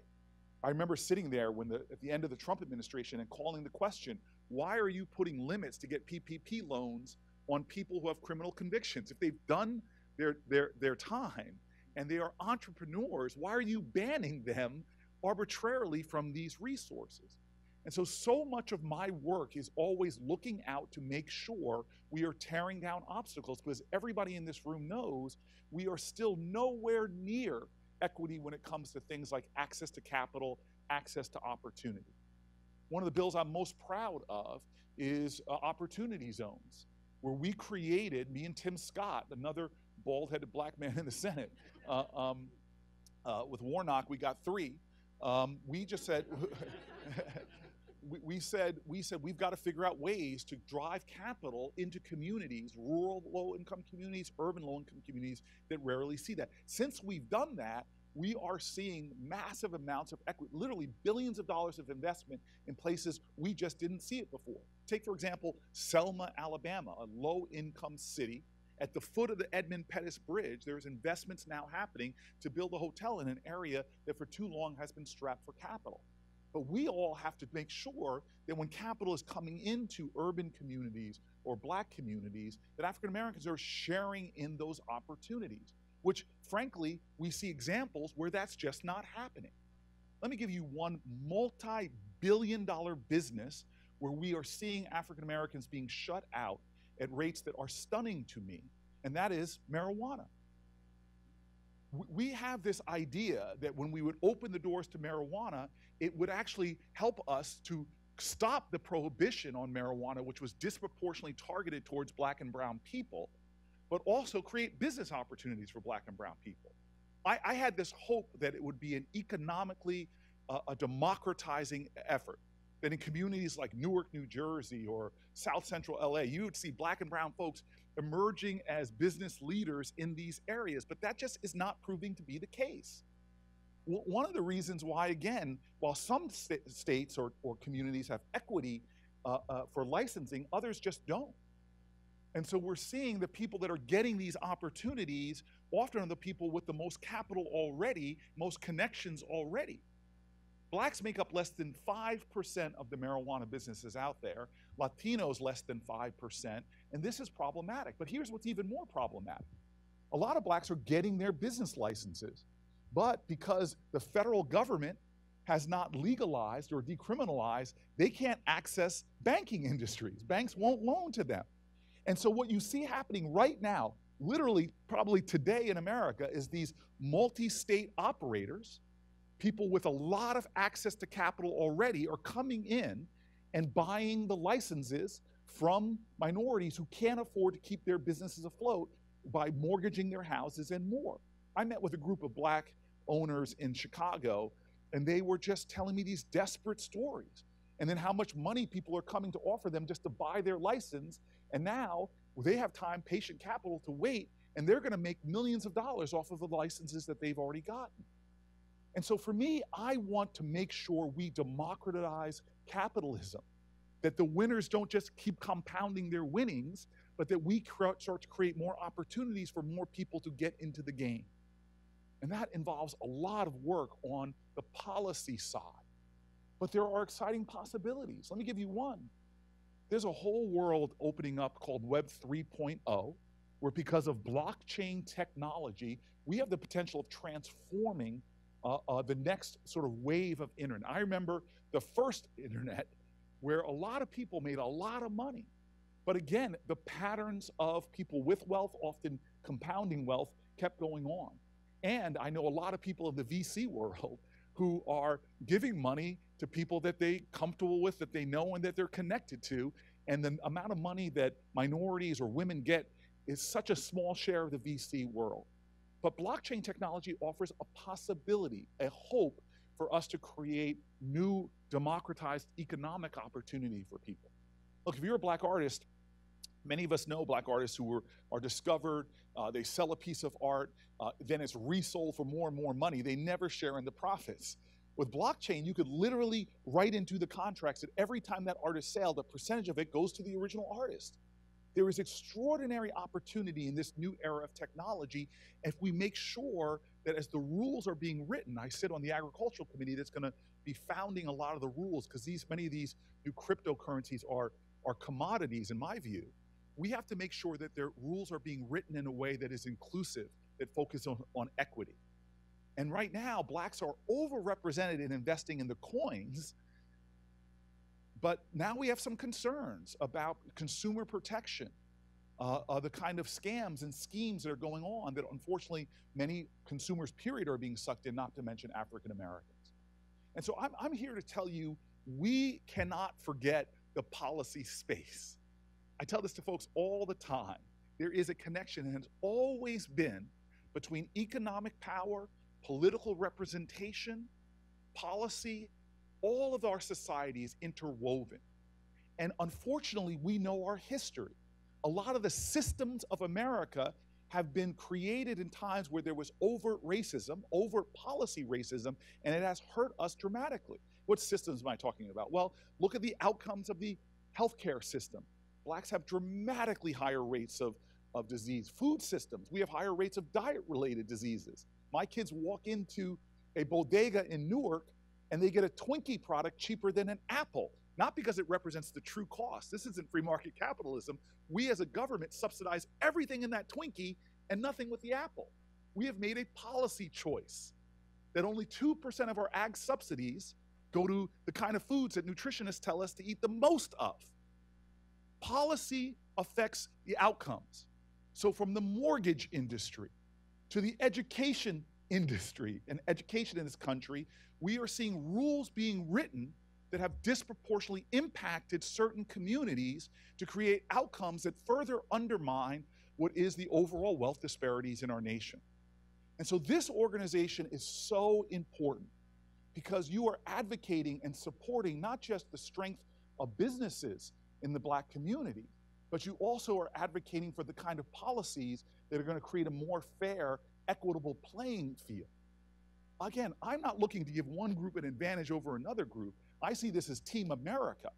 But if Team America sidelines a lot of the genius, a lot of the entrepreneurial spirit of some, then we are undermining the wealth and prosperity of us all. Let me end with this.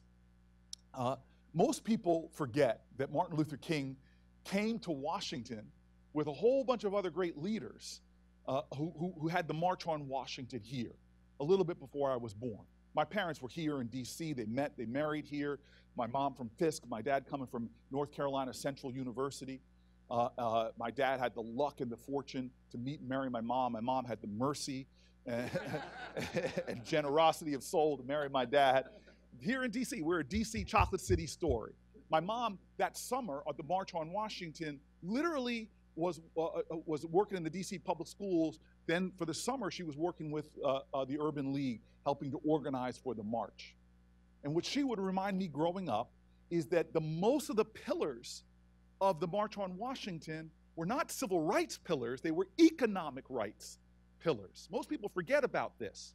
It is a continuance from Booker T. Washington and many of those who came up from slavery, who knew that African Americans had to participate in the economic game. And what's amazing to me about those years, from the time my parents lived in Washington, D.C. at the March on Washington to the time that King was built, was up until that time, we were closing the black-white wealth gap. What happened, though, unfortunately, between the time I was born, late 60s, early 70s, until 2008, 2009, that gap continued to close. But then in the Great Recession, it set us all the way back to where we were around the time that King was marching here in Washington, D.C. The black-white wealth differential is that big. And again, this is not just a tragedy for black folks, it is causing poverty for all of America. And so the question I want you all to ask yourself is the question that is there where King was shot at the Lorraine Motel. There's a question to us. This man that stood here in Washington talked about a dream. Again, not just that my little black children and little white children will be able to play together and learn together. No, if you look at the pillars, it was an economic dream. And so if you go to the Lorraine Motel where King was shot, I was just there a month or two ago, standing on that balcony, looking at the line of the bullet. And right there is words from the Bible. There is a question being called to black Americans, to all Americans. If you look there, it's words from the Bible. It's the family of Joseph, his brothers, grabbed Joseph and threw him into a well to die. And what they said before they grabbed him to throw him into this well to die is written there where King is. And it says right there at the Lorraine Motel, "Behold, here cometh the dreamer. Let us slay him and see what becomes of his dream." We now have to answer that question. What will become of his dream, of our dream, of the American dream, of liberty and justice for all, of prosperity and opportunity for all? What's going to become of that dream? We can't just sit back and hope, wish, or pray. I was brought up in a black church where I was taught that faith without works is dead. We can't surrender any space, whether it's the educational space or the economic space, and definitely not the policy space. We all must come together and work to create the nation that King dreamed of, that King spoke of, that I still believe is our destiny. But we got a lot of work to do. Thank you.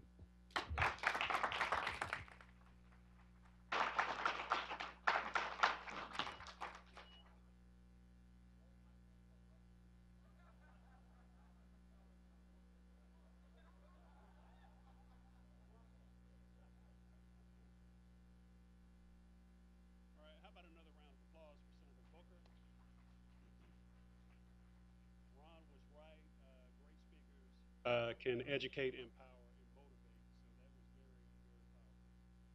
that was very, very powerful. This next panel is going to be on the new black commerce.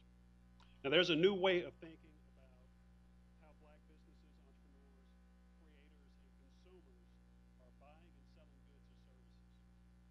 Now, it's not just about the money or the digital currency that we just learned about. It's about what business owners are able to build with their customers in this new metaverse, what's called the metaverse. Now, this next panel is all about the new kind of commerce, one that's being created by people like you and I. A kind of commerce that's more than just about buying and selling. It's about changing the world. So, ladies and gentlemen, please help me welcome Howard Jean, Erin Cohee, LaKisha Greenwade, and Courtney Robinson to the stage.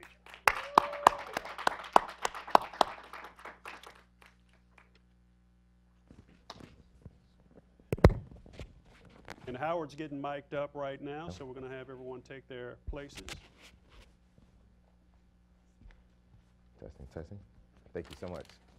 Thank you, Howard. Thank you, sir. All right.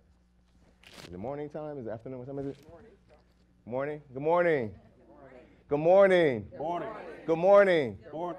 So I'm a former teacher, so I'm not going to start until we're warmed up. Good morning. Good morning. I like it, I like it, I like it, I like it.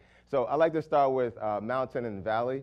And mountain and valley is a way to kind of us to get to know each other, but also for you to know who we are and what we stand for, what we're about. So I'm opening up with a poem. It's from Nelson Mandela's Long Road to Freedom. It talks, I have walked the long road to freedom. I have tried not to falter. I have made many missteps along the way. But I discovered a secret, that after coming many hills, there are more hills to climb. I've taken a moment here to rest and look back on the journey that I've come. But now, I cannot stop. For with great freedom comes responsibility, and I dare not linger. We're here to be focused, not to linger, to be focused about what we're talking about today, which is Web 3.0.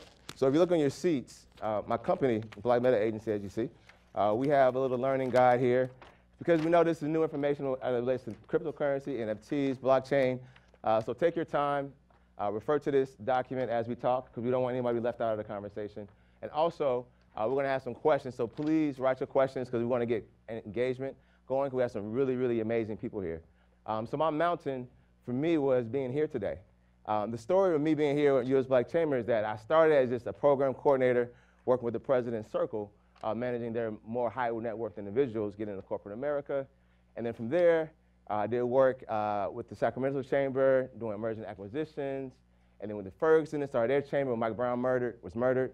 And then we also did the Opportunity Zone conversations down there where I talked to the community about, the biggest barrier for us doing business is each other, it's trust. And we did not get the airport because we didn't trust each other. However, this is another time for us to trust each other, a new paradigm. So I'm here to kind of share with some of my panelists today. I'll let them introduce themselves. Courtney will go first, and then we'll go to our bank friend. And then lastly, we love banks, and also LaKisha Greenwade. Hi, everyone. I am Courtney Robinson, and I'm the head of financial inclusion and public policy development at Block. Block, you may know us as our former name, Square Incorporated. Square is for small businesses. We are also the parent company of Cash App, and our head of Cash App policy, Amina Ross, is right there. If you have Cash App problems, I'm calling her out. Tidal, music streaming service for artists and entrepreneurs. TBD, decentralized web startup, and then Spiral, a Bitcoin nonprofit. Wow, what a resume. Can you hear me? You good? You good? Okay. Hi, everyone. Well, first of all, thank you so much for being here. Thank you to the chambers and to all of you for being here today. I'm incredibly grateful and honored to be on this panel and in this room with such incredible speakers. My name is Erin Cohee, and I am the Vice President of Digital Customer Experience at OneUnited Bank. OneUnited Bank is the largest Black-owned bank in the country, and we are also the first Black-owned digital bank in the country. We've been operating as a digital bank for over 2 decades now. Our mission at OneUnited is to close the racial wealth gap, and we use financial technology and financial literacy in order to help families to build generational wealth.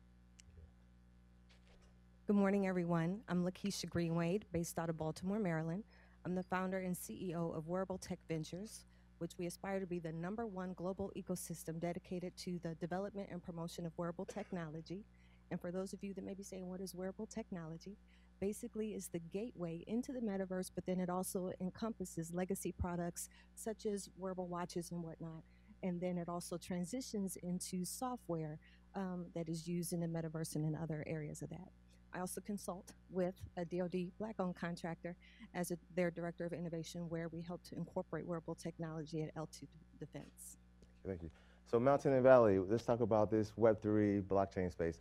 What's been your valley in learning this space, and what's been your mountain in learning or accomplishing or earning resources or revenue? Okay, I'll start. I'll say my valley was just trying to figure out what was going on. I know a couple of people brought that up, but before my time at Block, I worked on the House Financial Services Committee under Chairwoman Waters, and I think just the scramble to figure out what was going on. So some of the things that folks prior to me had talked about, like the regulatory framework, catching up to the reality that we're in, a legacy banking system, Title 12 being written hundreds of years ago. Like, how does all of that fit in, and how do we make sure that this new technology inures to the benefit of everyone and not just people who don't look like us? And I think that the mountain, the high point, has really been getting into the inclusion space at my current employer at Block. I mean, it's very much an institution where economic empowerment is at the forefront, and a lot of the things we do are meant to help bring people into the economy, equitable access to the economy. So we have a $100 million social and racial equity investment fund. And part of that money is earmarked for CDFIs and MDIs. Part of that money is earmarked for neighborhood development, but some of it is also earmarked for specifically Bitcoin education grants. And that's to try to make sure that, again, people have the space and opportunity to learn about our monetary system, the lived experience of money versus the theory of money, and then how that all ties into access to banking in the global economic system for people of color and people who, again, have historically been locked out of the systems that were not built for our benefit. So that is my current mountain. I like it. Next, please share. Oh, mountain and valley. Let's see. Well, I just will say, I think that often people see the space as being confusing, like it's hard to get to grips with. I don't really think it's that confusing or that complicated. I think Cleve explained it incredibly well, but it's really what we're talking about here is decentralized record keeping. And the importance of that, if anybody's seen a spreadsheet, right, you understand the importance of record keeping, right? But rather than one single person owning the record and potentially being able to alter the record, we're going to democratize the record and make sure that everybody is responsible for keeping it and keeping us honest. That's all we're talking about here. It's not an overly complicated concept, and I think that there's a lot of language that's used in the space to gatekeep, to try to keep people out of the community. Your handout is incredibly valuable because it breaks it down into just one sentence, but it's really, that's all it is. Yeah. You don't need to understand encryption to necessarily understand the concepts of what we're dealing with here. So I think sort of getting over the hump of people being scared to sort of engage in this space because they think it's going to be complicated. They think you need a degree in coding and everything to be able to start taking advantage of it, when that's simply not the case. It's really, like Cleve said, $5, $1. You can get access. You can start engaging in this space. That, I think, is the valley of really trying to get people to understand it's not too complicated what we're talking about here. The mountain is, I love to see the engagement that we're seeing from our community specifically. We were maybe a bit less engaged when it came to the internet in the 80s and the 90s, when there was real opportunity to build new applications, to build new business models on the internet. And blockchain is really, it's a platform, right? As we've heard, the many, many use cases that exist on top of it. We already have an incredibly entrepreneurial community in the Black community.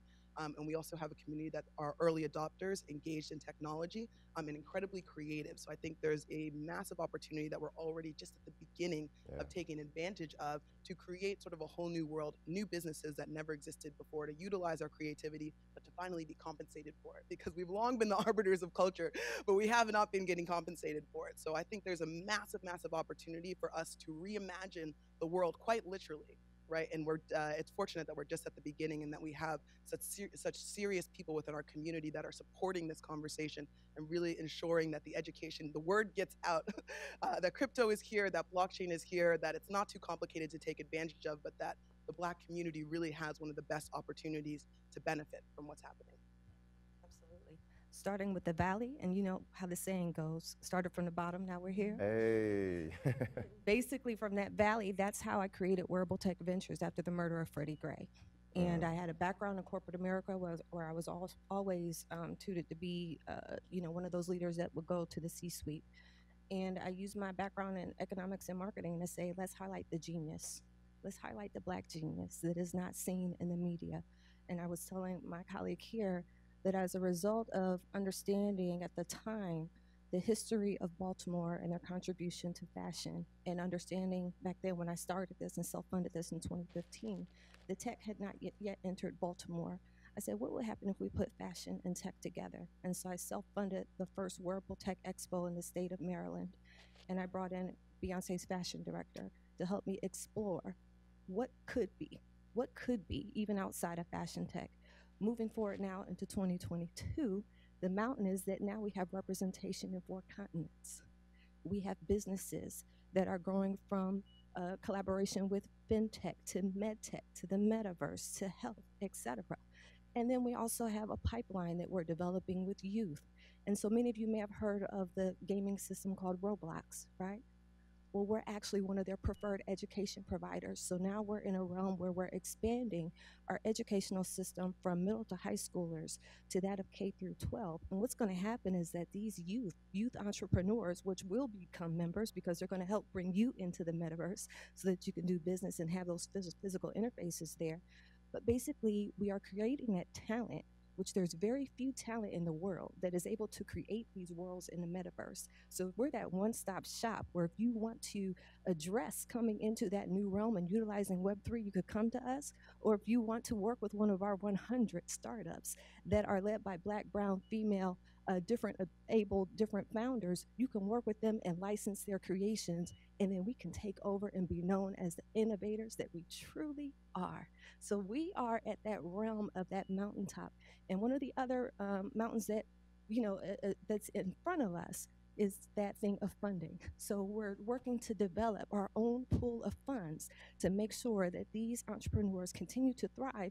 And as I heard the president say today, not only here in America, but globally. So we have that network established with those 4 continents, and hopefully we'll get to all of them by 2025. Great, thank you. So I want to kind of go a little more into the NFT space as we kind of educate and share with our colleagues about what NFTs are. And the valley part for me was realizing that I was in a room, I went to Minnesota to VCon. It was a 5,000 person conference, NFTs, and just a lot of people. I realized there was only like 50, 100 Black people there. So I tweeted, like, my goal is to bring the US Black Chamber into this space and other Black communities. So can you tell me how are you all working with other communities that are disenfranchised and not even aware on the education part? Because before you can be an adopter or a consumer, you gotta be educated first. So anyone want to take that up? Yeah. Well, I can say from our side, working with the startup and working with innovation, of course, we educate and we talk to our parents about, what are NFTs and what does Web3, et cetera. It's some of the language that we've already used here today. But where we're seeing the biggest uptake and where people can see the actual success materialize is going to be through our youth entrepreneurs as they are creating these worlds, as they are developing even digital clothing for their characters within Roblox. By the way, I actually created digital clothing and debuted it in 2021 and had the largest group of African-American women don that. It was my sorority sisters for our 20th anniversary. So we're just, extending that over to our youth so that they know how to capitalize on that in these digital worlds. And as a result of them seeing the success, we're able to communicate that to their parents, to their grandmothers, to their aunts, and to their uncles to show that this is real, that you can create a business, and they might just ask that little one for a loan or help them to, invest in another startup. Absolutely, absolutely. So NFTs you've mentioned specifically, which I think are very interesting, and we've done some work in that space. So when we talk about NFTs. And also, again, it's on the document. NFTs is to the left. It should be at the, I think, top of the second one. Again, refer to that for any questions on how to stay along. There you go. Summary is NFT stands for non-fungible token, and it's a way to digitally signify ownership of a product. That product could be physical or it might be digital, right? So at OneUnited, we worked with an artist in partnership with a few different organizations in order to develop an NFT. It was specifically around Josephine Baker, which, if you don't know the history of Josephine Baker, she was a civil rights hero. She was a spy and has received a Black American who received the highest medals of honor from the French government for her work in the French resistance to fight against World War II. She did a million amazing things, and we were really able to help to promote her legacy through the development of this NFT, a piece of artwork that originally started off as a portrait, and then we were able to move into the digital realm. So why is that important, besides getting the opportunity to highlight this incredible person? Well, for the artists themselves, and Senator Booker started to talk about it, it means that the artist can then start to receive residuals from their artwork, right? So you might sell your original art piece for $1,000, and then a few years from now, it's sold for $5,000, and then $10,000. $5 million. You can actually build it. Yeah, $5 million. Yeah. I'm giving very small, but you see, you can build into the contract, right, that you will receive the residuals from every sale of that document of that piece of artwork, and you can see how your work accrues value. That's huge for an artist to prove, not to just tell you, oh yeah, I sold my work for $20,000, but maybe you did, maybe you didn't. No, to be able to see the transaction take place. Another really interesting use case, I think, in that space is around music, and we talked about being cultural arbiters, right? So we're seeing a use case now where we as a community, we can, or as an individual, you can go in and invest in an artist, a musical artist or whatever type of artist you want, that you think will be successful, right? And then you're investing in them as if they are a business. And as that artist continues to do more streams or more sales of their work, you as an early investor in them actually receive payment from that artwork that comes directly. It's not like they have to go, you have to trust them to pay you every time they get paid, but no, it happens through technology automatically, right? So these are all really interesting use cases. It means that our community, which has long been the decision maker when it comes to what is cool in the culture, will now actually have the opportunity to profit from that. So at OneUnited, it was important for us to start engaging in the crypto space, and this was a great space to engage us to help with the development of this piece at the intersection of finance, technology, and culture. But then what we really focused around was onboarding the community into this space. So we held many sessions digitally and in person to help to educate people about how to open up their first crypto wallet, because it's a really easy entry point. It takes just a couple of seconds, right? And what we found in sort of this education and helping people to acquire their first NFT, which we often gave away free of charge, was that even the best crypto applications out there, here we were really showing people about MetaMask, which is a digital wallet. You can think of it like a bank account. Was that this is a really simple really simple thing to use. It really requires 2 steps to start it. But people really still struggle to be able to learn this new technology. So I think the biggest barrier when it comes to crypto is user experience, right? It's like it seems complicated, and really that gives a huge opportunity to be able to make these processes simpler and simpler for the everyday person to use. So while it's still complicated, that means there's a huge amount of opportunity to develop new applications for it that are easier for anybody to use without needing a degree in this. Courtney, so what's the importance of adopting, these currencies and these methodologies in business for Black owners, Black business owners here, and also, what happens if we don't, right? What's going to happen if we don't? I mean, we'll see, but I think, the importance of adoption is just being able to give people choice, right? I don't think anybody in particular here is evangelizing or saying like you have to do this or you should do that. It's more about a financial system that works for everyone. So I think some of the best use cases, especially for small business owners, when we talk about cryptocurrencies, are things like remittances, being able to transfer money across borders without having to pay, large fees and things like that for money transmission, being able to accept currency of any kind and not just like a specific sovereign currency where you are. Like that is the potential. And then also the decentralized nature of everything, as they've discussed, there's no one clearinghouse or ownership. In our current financial system, the trusted element is the clearinghouse. It is the bank that's saying, okay, this transaction is real. It is, a government agency saying, yes, we can verify that this money came from this person and we're willing to stand behind that. With a system of people who are doing that verifying, that trust and verification process, it can be spread amongst the people, and then that helps also take away some of the, I'm like trying not to bust out too many acronyms at once, but I was like, the elements of our financial system that do keep people out, maybe not intentionally, but just by design, like know your customer, be it Bank Secrecy Act, anti-money laundering. You can be kept from participating in the financial system, having a bank account, getting a loan, things like that, just because of the clearinghouses that currently exist saying, you know what, we don't want to take on that risk. With a decentralized financial system, with blockchain, with cryptocurrencies, you get to sidestep that. And I know it's like a lot of words at once. I'm still in Web 1.0 with the tubes and the internet, and and then my baby brother, now I know who to ask about this Roblox money keeps begging off of me. But I think with not just us, but the generations coming behind us, like the more that the technology advances and grows, the more there will be a chance for people to be able to come into the financial system without a barrier. They can't be kept out.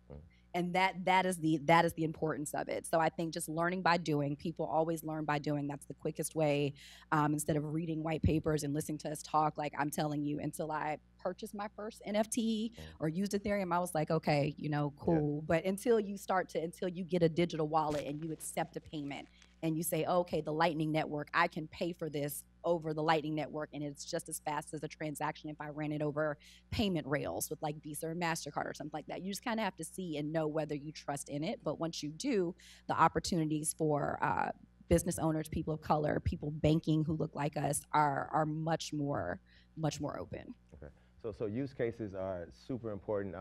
Antoine and our vice chair went to a high school in DC, and we talked about use cases with students.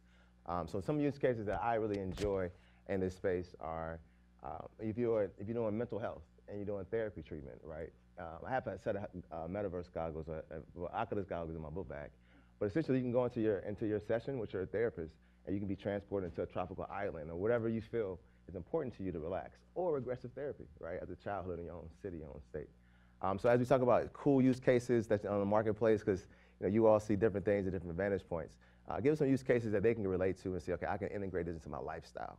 Because one thing about us is that we can't have fun with it, we're not going to enjoy it. We're not going to indulge in it, right? We put some swag on it, it's not going to get out the door. So what are some cool things and also business use cases, and we can mix it up. And also, I think it's amazing that we have a full panel of women talking about crypto and blockchain in this space.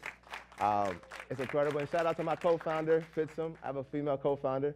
I tapped her last week, so raise your hand, Fitsum. Yeah. So business use cases and just interesting lifestyle use cases, kind of, what people's appetite for. What does this look like? So I can start. During the pandemic, being in the metaverse kept my sanity. I traveled to Paris, to Greece, treats and everything else like that, and it looked so real. It felt so real. So that's one of the things, is that it can transport you like the Jetsons, but without having that Jetsons experience, into another world that actually feels real. As you already mentioned, businesses can be there and you can accept payment there. So I love that because it lowers the barrier to entry for all businesses. So you don't necessarily have to depend on brick and mortar. You could build that into this space and it looks real, really real. It feels real. Another thing, you like entertainment? Concerts. There are concerts on there all the time. There are TV shows. So I love it that you can do anything that you do physically, pretty much. You can do that there. And then also you'll be able to kiss somebody. They're doing research on that right now. It's been tested. I think on the metaverse specifically, it's really interesting for us. So OneUnited, we have branches in 3 cities, in Boston, Miami, and Los Angeles, but we're a digital bank, so you can use us in all 50 states, right? But people still, even though you can do everything that you could do in a branch, you can do in your city without a branch through the use of ATMs and digital services, right? But people really still want that in-person experience. They want to be able to talk to somebody. And when you ask them why, it's just because they feel more comfortable having a conversation, seeing someone. So that for us, the metaverse is really intriguing, the ability to build a physical branch in the digital world so that you can just put on your glasses and all of a sudden you're transported into our branch and you're looking face to face with one of our tellers who looks like you, and you can have a conversation about your banking, right?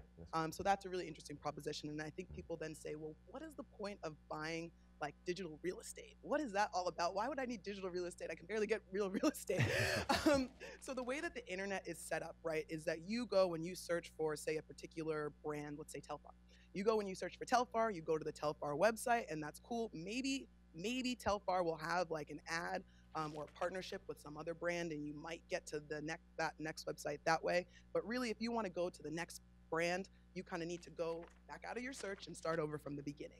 And what the metaverse enables us to do is actually to build businesses next to each other, so that you go to the new Black Wall Street in the metaverse, and you get to see lined up all the Black-owned businesses in a visual way as if you were in a shopping mall, right? So you get to go and see, okay, I'm at the Black bank, and next I'm going to go buy things from the Black retailer, and then I'm going to buy things without having to sort of navigate and go through lists and then individually click into each one. Right. So I think that's a particularly interesting use case. Could I piggyback on that really quickly? Another use case is use of contracts, business people here, right? So in the future, it may not all be paper, it may not all be on the computer. It's going to be through the NFTs to create contracts, to buy and sell real estate, to get married. All of that can be powered through NFT and blockchain. Yeah. So I do want to get into the MR, AR, but can you share more about what you all are doing around education with your organization? Because I know you all doing some education projects, some really cool things in the community now. I can talk about Anybody? I was just saying, because you're I'm looking sorry, at all of us. I was like, you. Courtney. I apologize, Courtney. No, so we do have a wonderful team at Block that does a lot of external affairs work, community affairs work, but I think specifically in this space, like I said, we have our Bitcoin endowment grant. So anyone who is doing educational work that related to Bitcoin STEM that's for the benefit of traditionally or historically or currently under-resourced communities can apply for a grant, and we do give that in Bitcoin. It's remitted in Bitcoin. And then we've also, I guess you've probably seen our founder, Jack Dorsey, our CEO, and one of our board members, Sean Jay-Z Carter, started the Bitcoin Academy in the Marcy houses where Jay-Z grew up in Brooklyn, New York. And so that has been their personal passion project to bring direct education around Bitcoin, financial education, et cetera, to folks, because, you know, your economic circumstance should not be a barrier to what you're allowed to know. So that's really their ethos. So, and then that, and a combination of working with, we partner with CDFIs and MDIs on initiatives related to this. Because when we're talking about getting money any way you can get it, I mean, like, let's be real.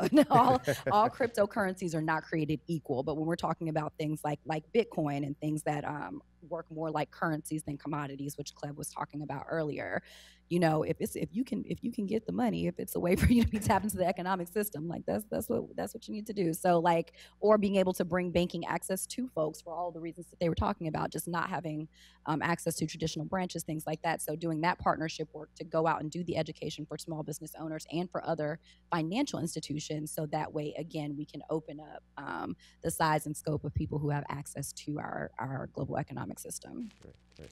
So as we talk about mixed reality is essentially like a dashboard. If you have a BMW, the hologram on your dashboard, or MR can be if you're traveling if you have your phone and you go to Google Maps and you show your phone on Google Maps, it shows the buildings through your phone. So MR is used in our cars, fancy cars, et cetera. What are some interesting other ways that MR, AR are being used? And this is the Web3 conversation we're having now. So Web3 is just a step above Web2, where you can kind of integrate a little more and do some cool things. So talk about those things, please. Well, you're talking about transportation, and so that's going to be a key industry that's going to be using this. But I'm from the Midwest. I'm originally from Ohio, so that's where a lot of plants and factories. So you're going to see that even being used for those that are still working in those facilities for safety, for those that are working on planes and those that are developing and building those things, to make sure that no one falls under. Even in situations where people are still going down into mines, you're going to be seeing the use of technology, and also with incorporation with wearables to maintain that safety, so that we don't have, you know, news coverage with, you know, trying to find someone after a catastrophe. Cool. Any experience you want to share? Any? I guess my best virtual reality use case, which is the branches. I'll talk about another aspect that I think is really interesting in Web 3.0, which is around DAOs. DAO stands for Decentralized Autonomous Organizations. Did I get that right? Yeah, you did. Yes. Good job. Okay, so the way that a DAO works is it's basically you start an organization. You decide the rules of that organization, but you decide those rules in code, and you're able to do all these interesting things with them. And so, stepping away from that, what we heard when we were talking to our customers, we found out we had groups of like 2,000 customers, 3,000 customers who had all joined us together, right? Because they wanted to, as maybe part of a church group or a community development organization, because what they would do is they would essentially create a lottery system, right? So they would each put in whatever, $20, $100, and then every month someone's name would get picked and they received all of the money from that organization, right? That's something that's existed for a long time. It's really popular in Africa as well, and in a lot of different countries, right? I see a lot of heads nodding, they're familiar with that concept. That is a perfect use case for a DAO. Right, so the idea is you guys all get together, you can see, you don't have to trust that people sent you the money and try to keep track of the records and everything like that, but instead you build it on blockchain, which you remember, again, is just a decentralized record-keeping system, which means that nobody can just run away with the money. You don't send, right now, what the communities are doing is everybody sends the money to, they use their OneUnited accounts, and they all send the money to one person, and they hope that person doesn't run away. You give it to the pastor, whoever it might be, right? Instead, you put it into the centralized organization that everybody governs, right? So it's democratically governed, and the majority have to vote on where the money gets distributed to. So we found this use case happening in our community. In our customers, we had no idea that they were using it this way, that there were such large groups of people using it. But what we're working on now is to develop a system for these people on blockchain to be doing exactly what they're doing, but with a bit less trust that's required to do to use the system, and a bit less record keeping work, which is Okay, so I want to ask the audience, how many of you all know what services are you being trained for? So when it comes to the airplanes, hotels, restaurants, safety, construction, most of them are being trained in VR. A lot of the companies that are advanced, like Hilton's been doing it for 6 years. Yes. Also, I did some research and it said that, the doctors that are doing the surgery, like friends have surgeries, and most of the doctors go into use VR technology and et cetera. So a lot of the things that we rely on every day, they're being trained now. So a lot of our faith is already put in the hands of Web3.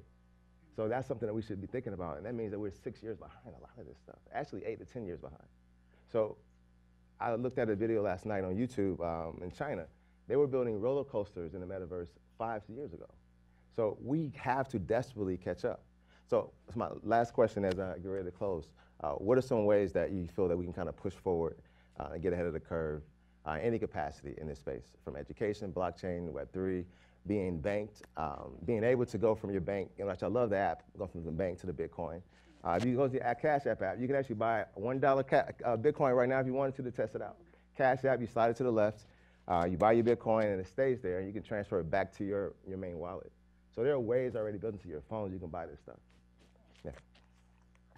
I would say just, again, knowing where we are, Web 1, Web 2, Web 3, it's like, how did we get here? I was at 1 again with the tubes in the ocean, and now we're at 3. But I think just being on the cusp of it and knowing the potential. I mean, like the way I think about it, the web that we operate in now, we are the commodity, we are the product, right? You are not the person that holds your data. You are a profile, and you are being sold to, or information about you or who you are is the commodity. Like you, and that's why it is what it is. But when we're talking about the potential of Web3, it's you own all of your data. And like, that's just part of what we're talking about here with the metaverse and the future and our digital identities and all of those sorts of things. Like you are the person that holds all those things. So if you're going to register for a service, imagine you have a backpack and somebody doesn't need all of the stuff that's in your backpack. They don't need you to pull everything out your purse. In order for them to give you the service they need, all they need is a pen, or all they need is your mirror, or all they need is, they don't need every single piece of it. So being able to protect our identities and no longer be the product, but to be the folks that are actually back, the web is back in the hands of the people. I think realizing the potential there and latching on to that, because right now, as Cleve mentioned very astutely earlier, we've gotten into a system where the power is in the hands of very few. It may look like a big open wide web internet, but it's not. It's a couple of service providers layered on top of the internet, and they own and know literally everything about you. It's horrifying, it's frightening. What a terrible note for me to end on. But reality check. But the next wave, the future that we're building now for us and for those that come behind us is one that is, we are not the product. And so just knowing that and being ready for it, I think is the most important thing. Thank you. Thanks. Wonderful. So OneUnited, largest Black-owned bank in the country, and 20% of our customers identify as being self-employed. Often they're sole proprietors, but our community is just incredibly entrepreneurial and incredibly creative. But one challenge that I tend to see is that people love to create businesses that already exist. Right? There's how many Black-owned t-shirt brands do we really need? I mean, they're incredibly creative, they're cool t-shirts, but how many of those do we really need? Right? So what the opportunity is here is to create entirely new businesses. You need to look at what are the problems that we're facing, and then look to blockchain to build the solution to that problem. Right? Take insurance. Insurance has existed for a long time, but now you can automate the whole insurance process, so you don't need to go and file a claim and then send in all these forms and information. But that process of, as soon as your flight is delayed, you have flight insurance. As soon as your flight is delayed, you automatically receive the funds. That can be built on blockchain, and you as an individual that now have the opportunity to compete with the largest insurance companies in the world because you're providing a better digital customer experience. So I would say this is a huge opportunity to build for our community who is already entrepreneurial, to look to build new business models, to change what's going on, to change the shape of business. So I think really encouraging people to engage in the space, to look at the breadth of the many use cases. They exist in every single industry, and look at what you can build that's new, and to be an early adopter is a really huge, you get first mover advantage, and that's a huge opportunity across our community. So the more that we can continue this conversation, the resources are all out there, they're all on the internet. You don't need, I did a master's degree in management information systems and digital innovation at the London School of Economics, and I didn't learn a single new thing about blockchain that I didn't relearn from the very first book that I read about blockchain. It was a simple, easy read. It was probably a 100-page book. So it's not, again, the stuff isn't too complicated, but really if we can channel our efforts away from the old existing forms of doing business and move into this new world and try to be early adopters into it. I think it's a really a wonderful opportunity for our community. I love it. 3 things, I might remember the 4th one. Number 1, I'm going to put the onus on everyone here to learn something new every day. Just be adamant about learning something new every day. You could do that by going to wearabletechventures.org. We're getting a new website. But we also host virtual learning experiences. We did the largest wearable tech hackathon in July. What does that mean? It's like a sprint-like experience where you are exposed to trainings and meet people where you could create stuff that we could all use. Number 2, put the onus on our community when they're promoting tech products to make sure that we're developing them as well. Because it's time out for us to only be consumers. We need to make sure that we are also producing it as well as benefiting from it on the back end. The 3rd thing is get involved. We issued a challenge to the Baltimore Times, which is the nation's oldest Black family-owned newspaper in the country, to learn about wearable technology, Web3, NFTs, et cetera. And as a result, they adopted it, and we've shared it with other independent Black newspapers around the country. And as a result of that, we're putting a push to say, media, you have a responsibility to not only highlight stories that they're good and we're very familiar with, from fashion to food, but we need more tech representation, more innovation representation in these stories that are going out. The 4th thing I'll just say, you could get my latest book, The Audacity to Ask, via NFT if you subscribe to my website. Thank you. All right. So thank you, ladies, for being here. Thank you to the board, and thank you, Ron Busby, and everyone else. Thank you.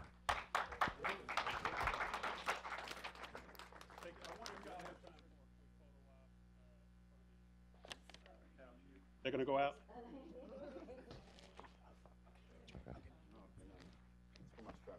We have a Bitcoin booth at the conference.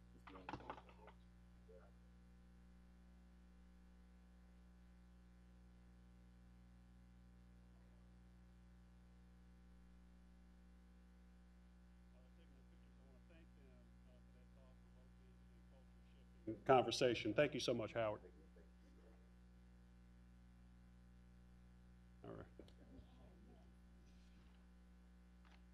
All right, now, ladies and gentlemen, we want to bring our final speaker. And introducing our final speaker is our president, Ron Busby, Sr. Ron? Thank you. Thank you. So before we introduce the man of the hour, Talisha, you still in here? Talisha?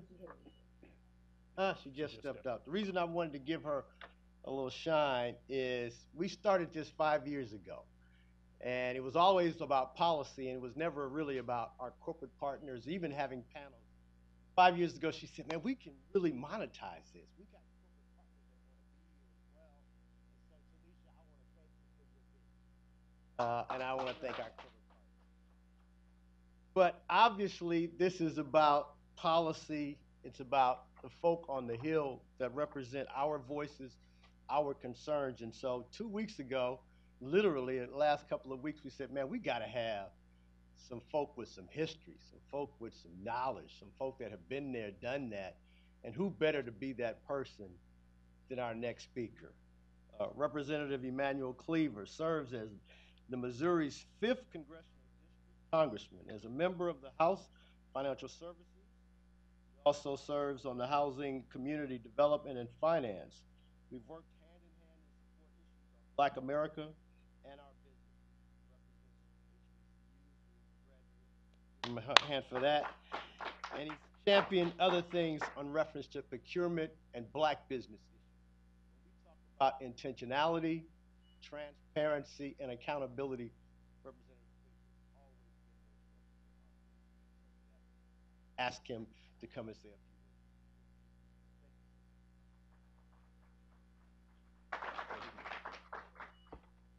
few words. Thank you very much.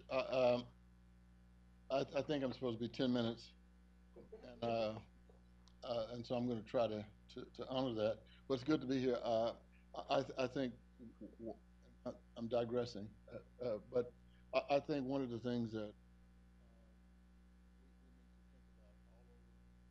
Black America, and it is the more we can empower Black chambers, the more we as a community will be empowered. And so what I have done in the last couple of years is when we passed all of the legislation trying to deal with preventing our economy from collapsing during COVID pandemic period, I used funds from COVID to provide the Hispanic Chamber and the Black Chamber a joint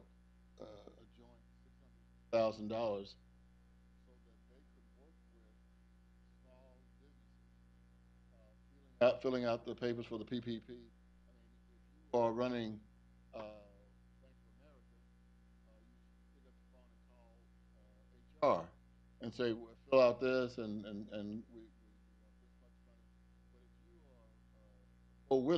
if you are Bo Willie's barbershop, you know, you don't. I mean, Bo Willie, you're the head of research, development, HR, and janitorial services, and so we gave them funds so they could work with African Americans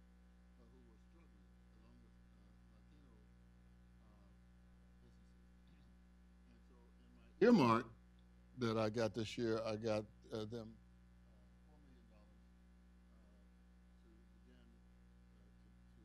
to build or buy a joint Hispanic Black Chamber building in Kansas City, Missouri. So I only mention that because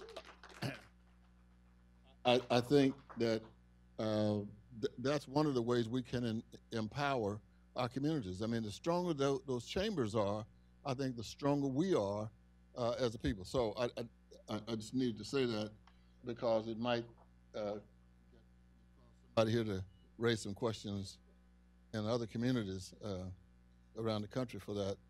But I think that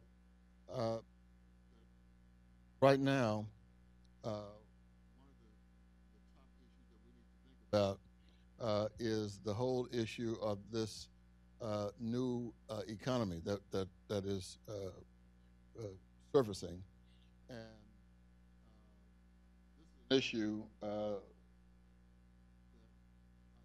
think the president has been. I'm not sure. Is this better? I think I can. In my real life, I'm a United Methodist pastor, so. I think I'll just leave that alone.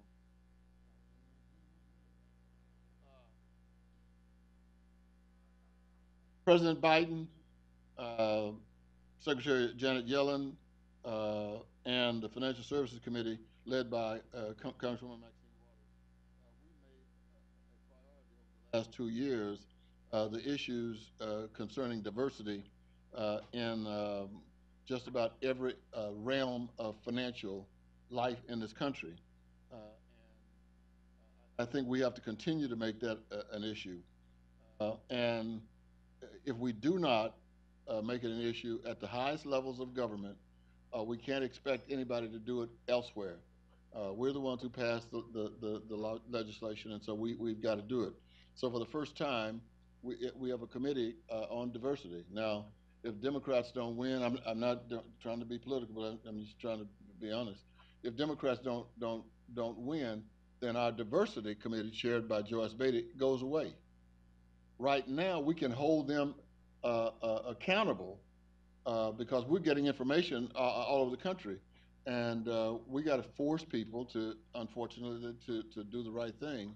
And one of the things we need is for Congress to be constantly looking at issues of diversity.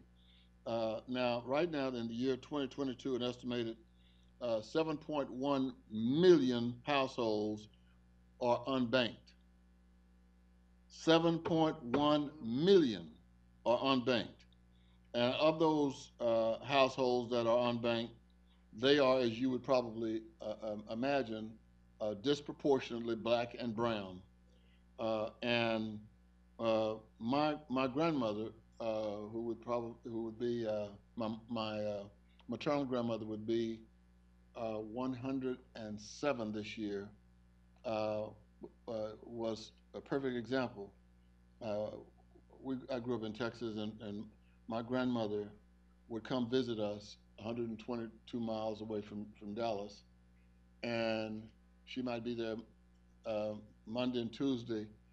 If her water bill was due Wednesday, she would get in the car and drive 122 miles to pay her water bill. $122. Now, my grandmother has never, when she died at age 95, she had never written a check in her life. I'm gonna let them people get my paper money just because I put my name on some paper. But there are, keep in mind, there are reasons for a lot of the paranoia from black people. But we are unbanked, and there are many disparities as a result of our lack of participation in financial services. On average, black Americans have significantly more limited access to local banks and, of course, local capital. Right now, we are hopefully in the final legs of having a redesigned CRA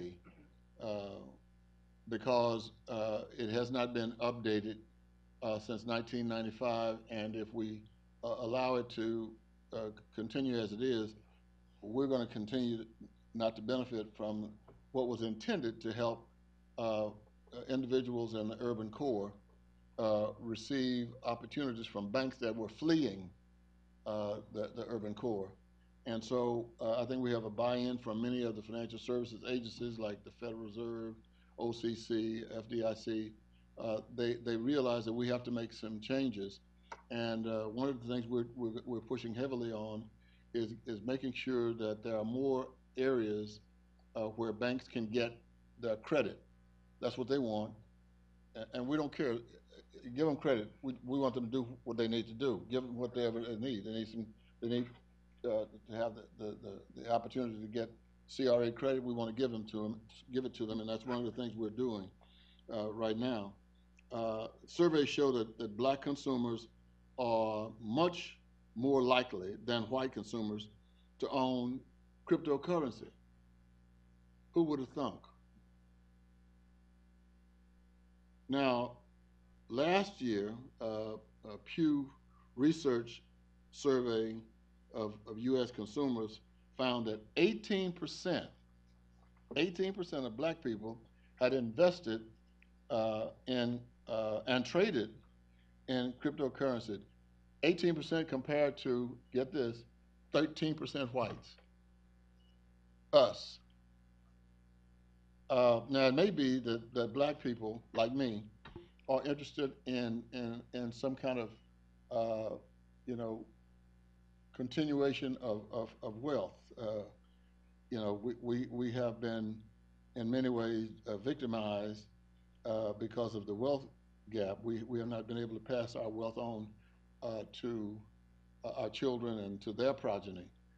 When you look at what happens is that wealth is almost always inseparably connected to land. And in the Great Recession, and then again in the coronavirus shutdown period, there were a lot of losses, and those losses primarily impacted us, black and brown people, and impacted us in our home ownership. And so I think that you're seeing this interest in cryptocurrency because I think that it is believed to be a way that you can transfer wealth to the next generation. The median black household income is about 60% of whites, and theologically, I've used that term, for white people, I think you can say that poverty is temporary. To black people, it is eternal, eternity. So I think, you know, we have to get our people completely redesigned mentally.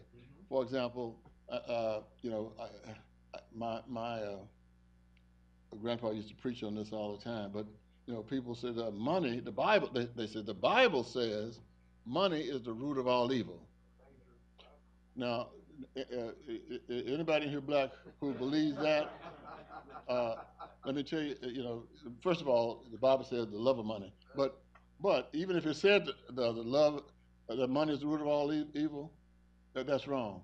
Brokenness is the root of all evil.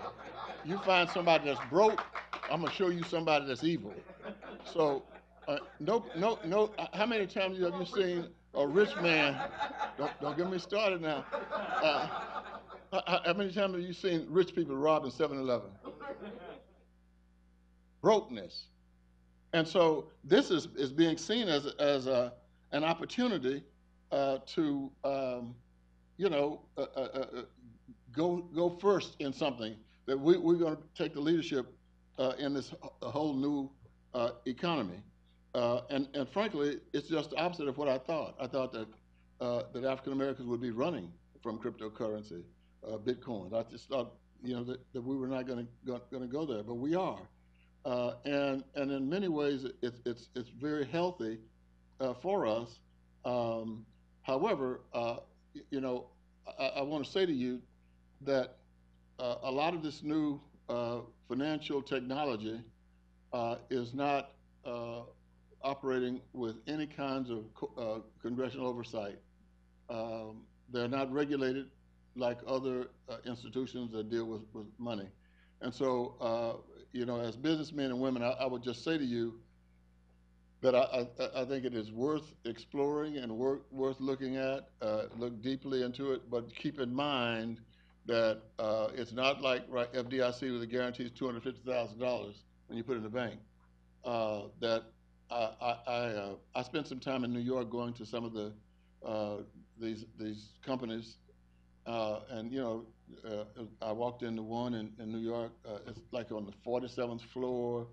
The CEO was like 12. I don't want to mistreat. It may have been 13, but you know, you have all these kids and they're running around with shorts on, and so I'm thinking, and y'all gonna get my money? No, buddy. And so I'm saying that to you, and as you move around, just keep in mind that that it's ultimately, I believe, and others as well on the Financial Services Committee, that we're going to have to put forth some regulations. And I think one side of the aisle is going to fight that because they don't want any regulations. But I think if we look back, I was in Congress when we had the 2008 economic collapse. It was one of the worst moments of my life publicly ever. To watch people lose their homes every day, thousands of people every day losing their homes, majority of whom were black and brown, because what we found out, they were targeted. We have evidence from hearings we conducted.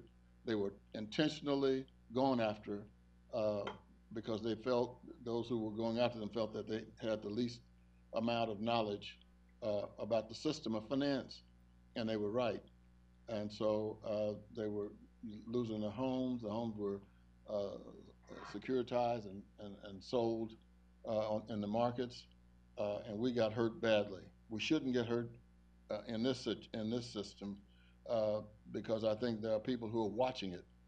But it is also something I think that the black business community ought to start paying attention to, and it wouldn't even hurt if you had some kind of a committee that looked at this at all times and stayed in touch with some of us who deal with this on a daily basis.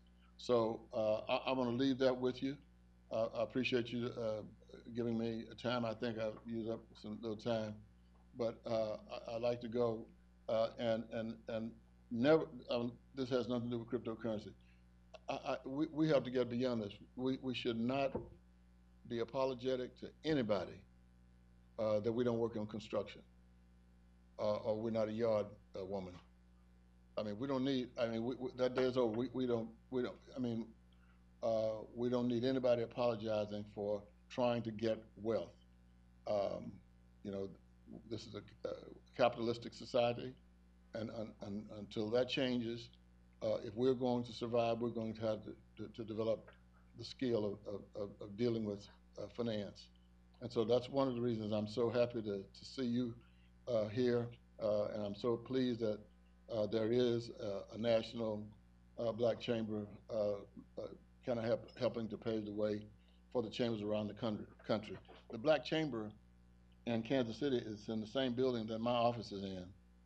And I think if they were here, they would tell you that we're trying to do everything we can do to make sure that they survive. Every time there's some money coming forth in Washington, one of the things I look for is how can I help the Black Chambers?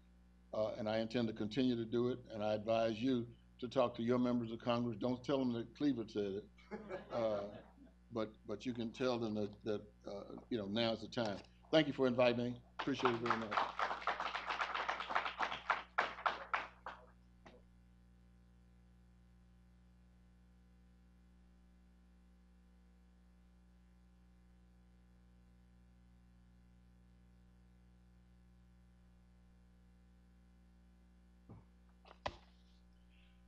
Ladies and gentlemen, this concludes our USBC Policy Brunch, but we want to have Ron Busby come back. He's going to share a few words with us all. So if you could give us 2 to 3 minutes, we'll be right back. Thank you.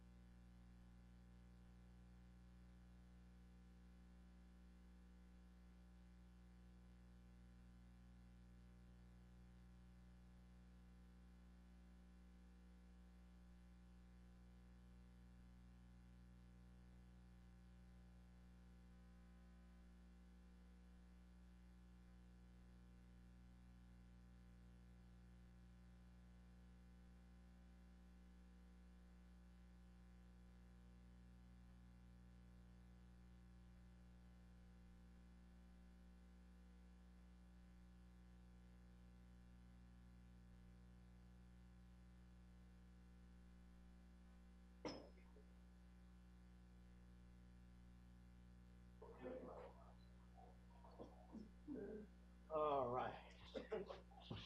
Sorry about that delay. Thanks everybody for coming this morning. I know this is the start of a great week, and there will be a lot of activities, but I appreciate you guys coming out this morning. Policy is what really changes our conversations, our communities, our businesses, and most importantly, our wealth. Because of conversations about blockchain and cryptocurrency, we have the opportunity to really be ahead of the game as opposed to where we have been historically always trying to figure out how to participate. So I thank Howard and his team for joining us this morning. I thank each one of you guys for being here with us. Our corporate partners for your support. Make sure that we give them some love as well.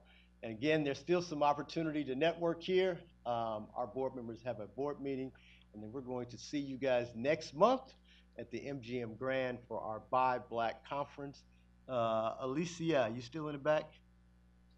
Great. Tell them the date and what they can expect to find at Buy Black conference. Okay. Come on up, come on up, come on up. Well, yeah, come on down, I guess I should say.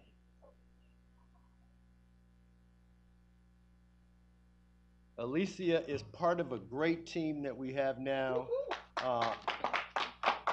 For those businesses that have not gone to Buy Black, BYBLACK.US, it is a program that has been developed by a young group of entrepreneurs, great minds that are allowing us to be found.